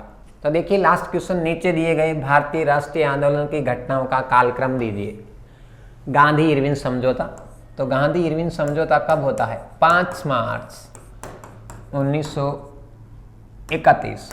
किसके मध्य हुआ? गांधी और इरविन के मध्य हुआ। और इसके अंदर ये शर्त रखता है इरविन कि जो गांधी के द्वारा चलाया गया असहयोग आंदोलन है उसको रोका जाए। मेन मुद्दा यही था। इसके अलावा द्वितीय गोलमेज सम्मेलन के अंदर कांग्रेसी भाग लेंगे। तब गांधी इस समझौते के तहत द्वितीय गोलमेज सम्मेलन में भाग लेने हेतु लंदन जाते हैं और गांधी के द्वारा शर्त रखा गया कि जो क्रांतिकारियों को गिरफ्तार किया गया है उनको, जिस पर आरोप नहीं है या किसी की हत्या नहीं की है, उसको रिहा कर दिया जाए। लेकिन जो जेल के अंदर सुखदेव, राजगुरु और भगत सिंह दिल्ली में बंद होते हैं उनके बारे में कोई चर्चा नहीं की। नेक्स्ट देखिए पूना समझौता। तो पूना पैक्ट कब होता है? 1932 के अंदर होता, गांधी और अंबेडकर के मध्य। और ये किसके लिए था? दलितों के लिए पृथक निर्वाचन से संबंधित। देन उसके बाद में भारतीय राष्ट्रीय कांग्रेस का कराची अधिवेशन, तो ये 1931 में था। सरदार वल्लभ भाई पटेल की अध्यक्षता के अंदर पहली बार मौलिक अधिकारों की मांग रखी गई। तो इस प्रकार से इसका क्रम क्या होगा। और इसके बाद में आप देखो व्यक्तिगत सत्याग्रह या पर्सनल मूवमेंट 1940 के अंदर गांधी के द्वारा पहला सत्याग्रही किसको? विनोबा भावे को बनाते हुए शुरू किया गया। तो इस प्रकार से इसका जो क्रम होगा, सबसे पहले कौन सा आ जाएगा? 1 नंबर, उसके बाद में 3 नंबर, फिर 2 नंबर और एंड 4 नंबर। ठीक है, पहला ही सही होगा। हाँ जी, तो देखिएगा अपने बात कर रहे थे, नेक्स्ट क्वेश्चन देखिएगा कि संविधान सभा में कौन सी रियासत थी जिसने कोई सदस्य नहीं भेजा।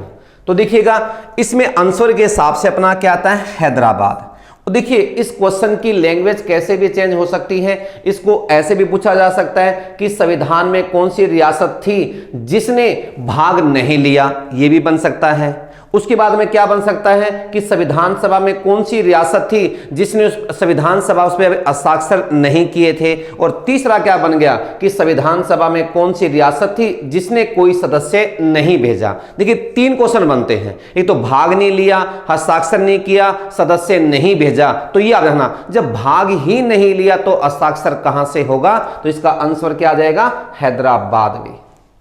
नेक्स्ट देखिएगा, बात करें अपने भी कि संविधान सभा के अंतिम रूप से संविधान को कब पारित किया गया था। जो कब पारित की अगर बात करते हैं तो ये 26 नवंबर 1949 को क्या है जी? पारित हुआ है। हाँ, आप यहां कंफ्यूज मत हो जाना कि यहां 26 जनवरी 1950 को तो अपना संविधान लागू हुआ है, लेकिन बात आपसे क्या कह रहा है वो पारित कब हुआ। अगर पारित की बात करें 26 नवंबर 1949 को पारित हुआ है। अब देखिएगा कि संविधान सभा के विचार का औपचारिक रूप प्रतिपादन किसके द्वारा किया गया है। तो देखिएगा औपचारिक रूप की बात करते हैं, यानी 1934 में एमएन राय के द्वारा, क्या याद कीजिएगा आप लोग कि 1934 में एमएन राय के द्वारा कि संविधान सभा को क्या है औपचारिक स्वीकृति, या उसमें औपचारिक रूप से इसकी जो मांग करने वाले थे वो कौन थे? वो एमएन राय थे। ये आपने ध्यान रखना है। अब देखिएगा नेक्स्ट क्वेश्चन की बात करें भी कि प्रस्तावित मूल संविधान में कुल सदस्यों का विभाजन किस प्रकार से होना निश्चित किया गया था। यानी जो कैबिनेट मिशन के द्वारा उसमें क्या किया गया भी, इसमें संविधान सभा में कितने सदस्य होंगे तो आपके सामने दिखेगा। ब्रिटिश प्रांतों से बोला 292, बिल्कुल सही है। देसी रियासतों से बोला 93, बिल्कुल सही है। चीफ कमिश्नर 4 बिल्कुल सही है। तो यानी ये ऑप्शन नंबर क्या आ गया 4 उपयुक्त सभी हैं। तो इन टोटल करोगे तो आपका क्या हो जाएगा, ये 389 हो जाएगा जी। उसके बाद बोला पुनर्गठन के फलस्वरूप वर्ष 1947 में संविधान सभा के सदस्यों की संख्या कितनी रह गई। अब ये शब्द क्या बोल रहा है, यहां आपने ध्यान रखना है कि पुनर्गठन, ये आपने शब्द को विशेष ध्यान रखना है कि पुनर्गठन, यानी 1947 में भारत क्या आजाद हुआ, भारत व पाकिस्तान क्या हो गए थे, अलग अलग हो गए। तो अलग अलग होने से जो संविधान सभा में टोटल सदस्य कितने थे ये, लेकिन उसके बाद पुनर्गठन होने के बाद में सदस्य संख्या क्या रहेगी 299, ये रखना। और इसमें से भी हस्ताक्षर कितने ने किए थे 284 ने किए थे, ये आप ध्यान रखना है। नेक्स्ट बोला भारतीय संविधान नागरिकता प्रदान करता है, ये जो भारतीय संविधान है कि अपने को जो नागरिकता मिल सकती है वो किस आधार पर मिल सकती है, वो अपने जन्म के आधार पर भी मिल सकती है, कि निवास के आधार पर भी मिल सकती है, देशीय कर्ण के आधार पर भी है, यानी इन तीनों के आधार पर हमें भारत की नागरिकता प्राप्त हो सकती है। नेक्स्ट भाई, संविधान की प्रस्तावना में प्रयुक्त शब्द सेकुलर का अर्थ क्या है।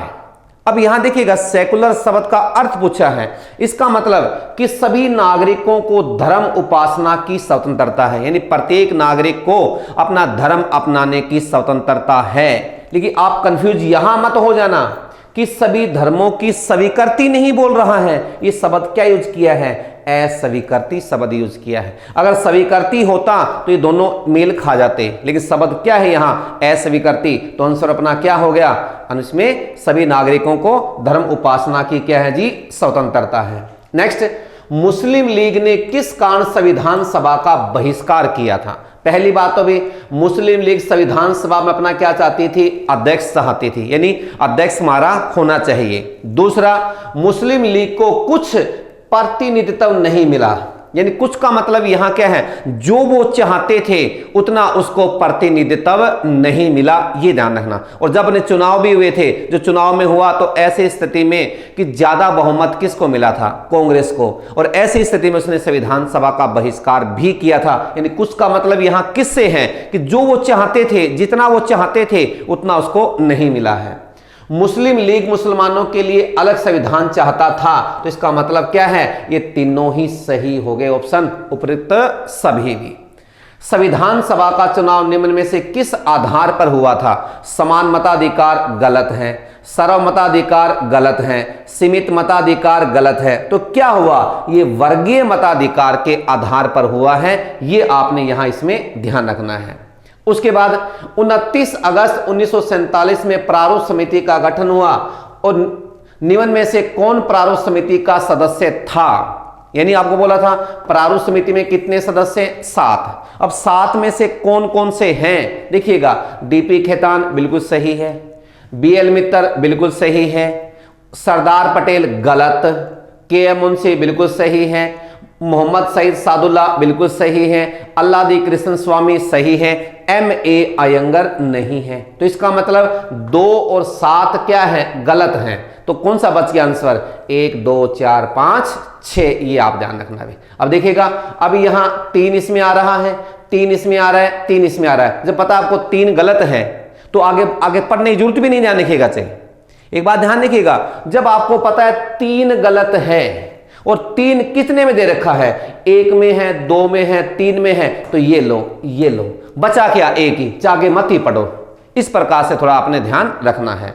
भारतीय संविधान की प्रस्तावना में भारत किस रूप में घोषित किया गया है कि भारत एक क्या है, प्रभुत्व संपन्न समाजवादी धर्मनिरपेक्ष प्रजातांत्रिक गणराज्य के रूप में हुआ है, ये ध्यान रखना है। यानी क्या बोला गया, एक प्रभुत्व संपन्न समाजवादी धर्मनिरपेक्ष प्रजातांत्रिक गणराज्य के रूप में हुआ है।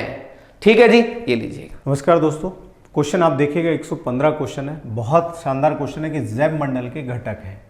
देखो पादप तंत्र, सूक्ष्म जीव तंत्र, जंतु तंत्र, उपयुक्त सभी, तो ये तीनों के तीनों जो हैं ये जैव मंडल के घटक में आते हैं। तो यहाँ इसका चौथा विकल्प सही होगा।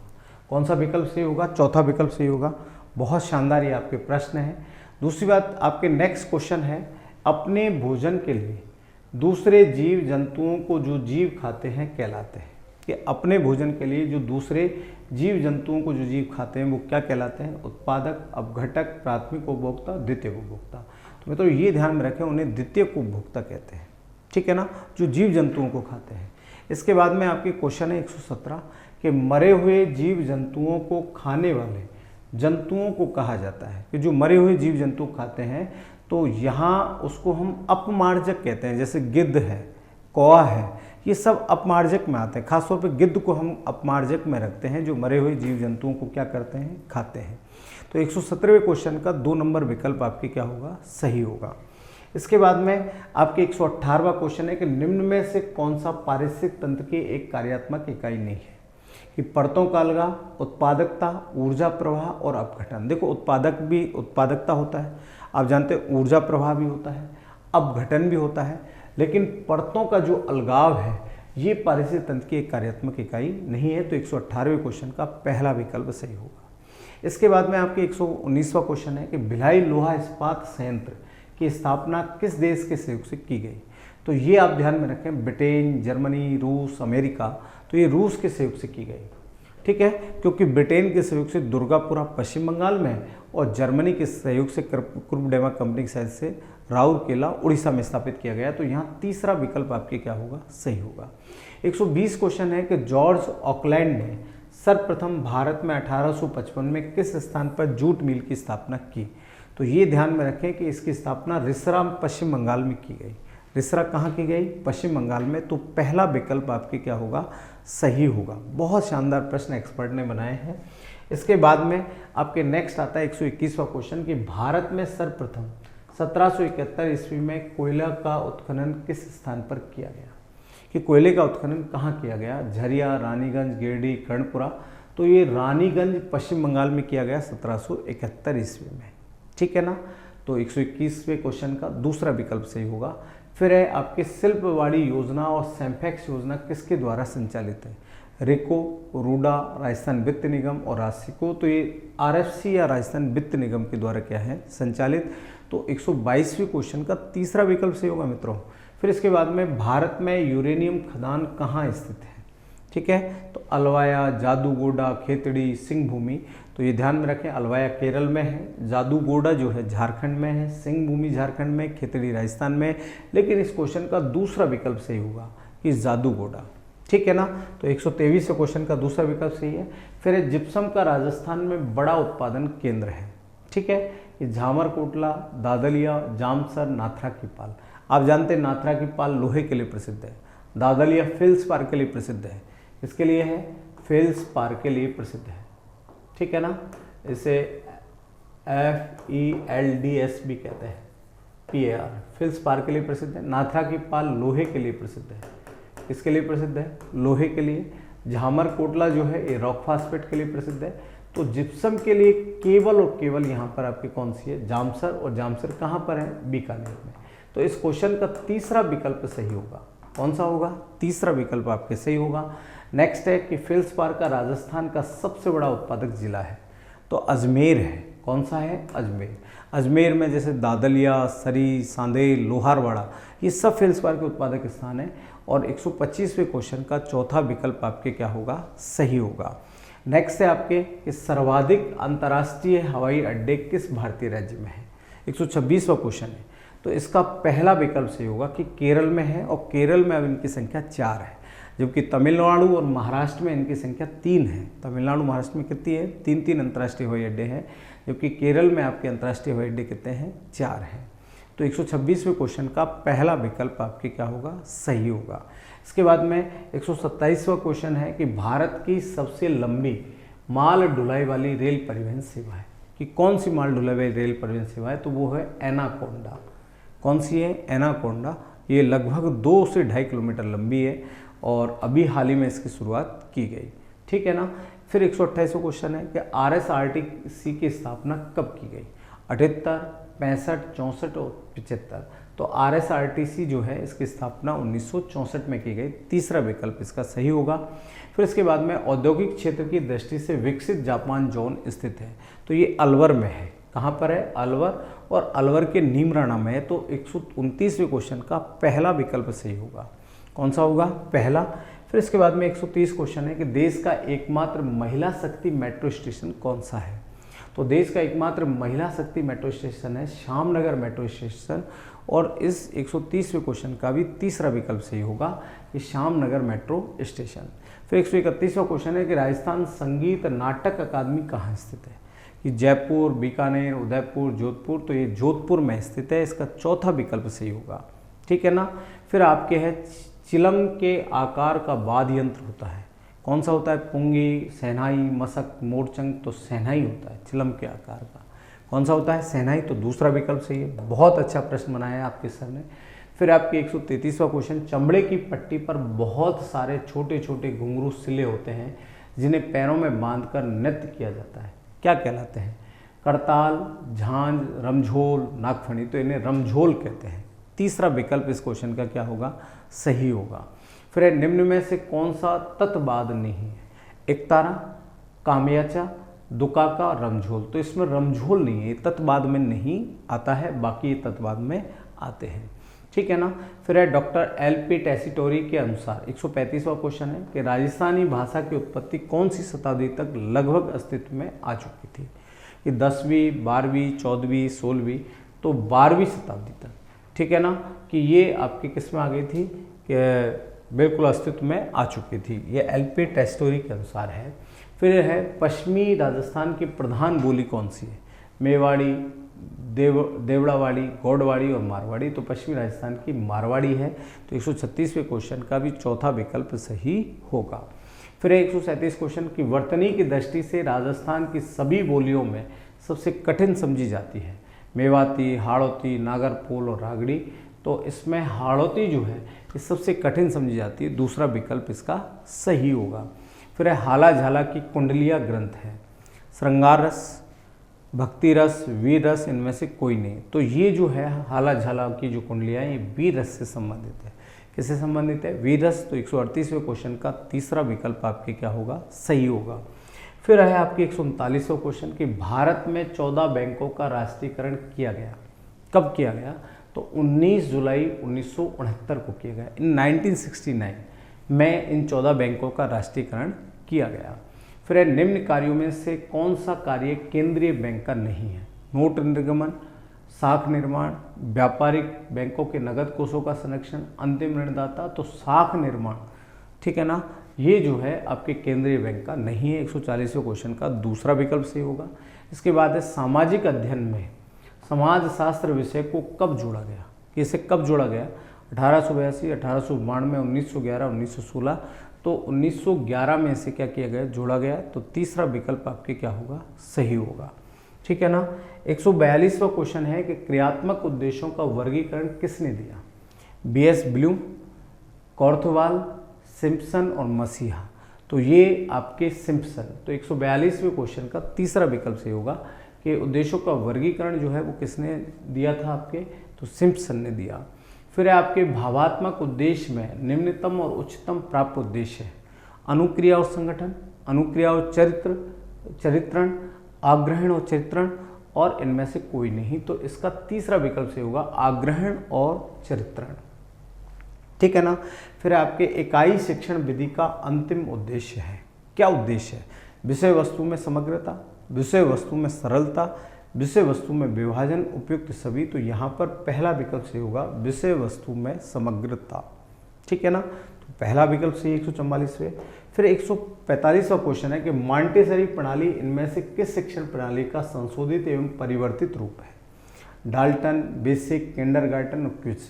तो तीसरा विकल्प सही होगा कि किंडरगार्टन का, ठीक है। फिर आपके 146वां क्वेश्चन है कि प्रयोजनवादी विचारधारा का प्रारंभ किस देश में हुआ, ठीक है ना, भारत, जापान, अमेरिका, चीन। तो ये प्रोजेक्ट मेथड जो है या प्रयोजनवादी जो विचारधारा है वो आपके अमेरिका में आया, इसका तीसरा विकल्प से होगा। फिर है पाठ्य वस्तु को रोचक, सरल, प्रभावपूर्ण, सुगम, हृदयग्राही किसके माध्यम से बनाया जा सकता है, शिक्षण विधि, अधिगम विधि, सहायक सामग्री और शिक्षण सूत्र।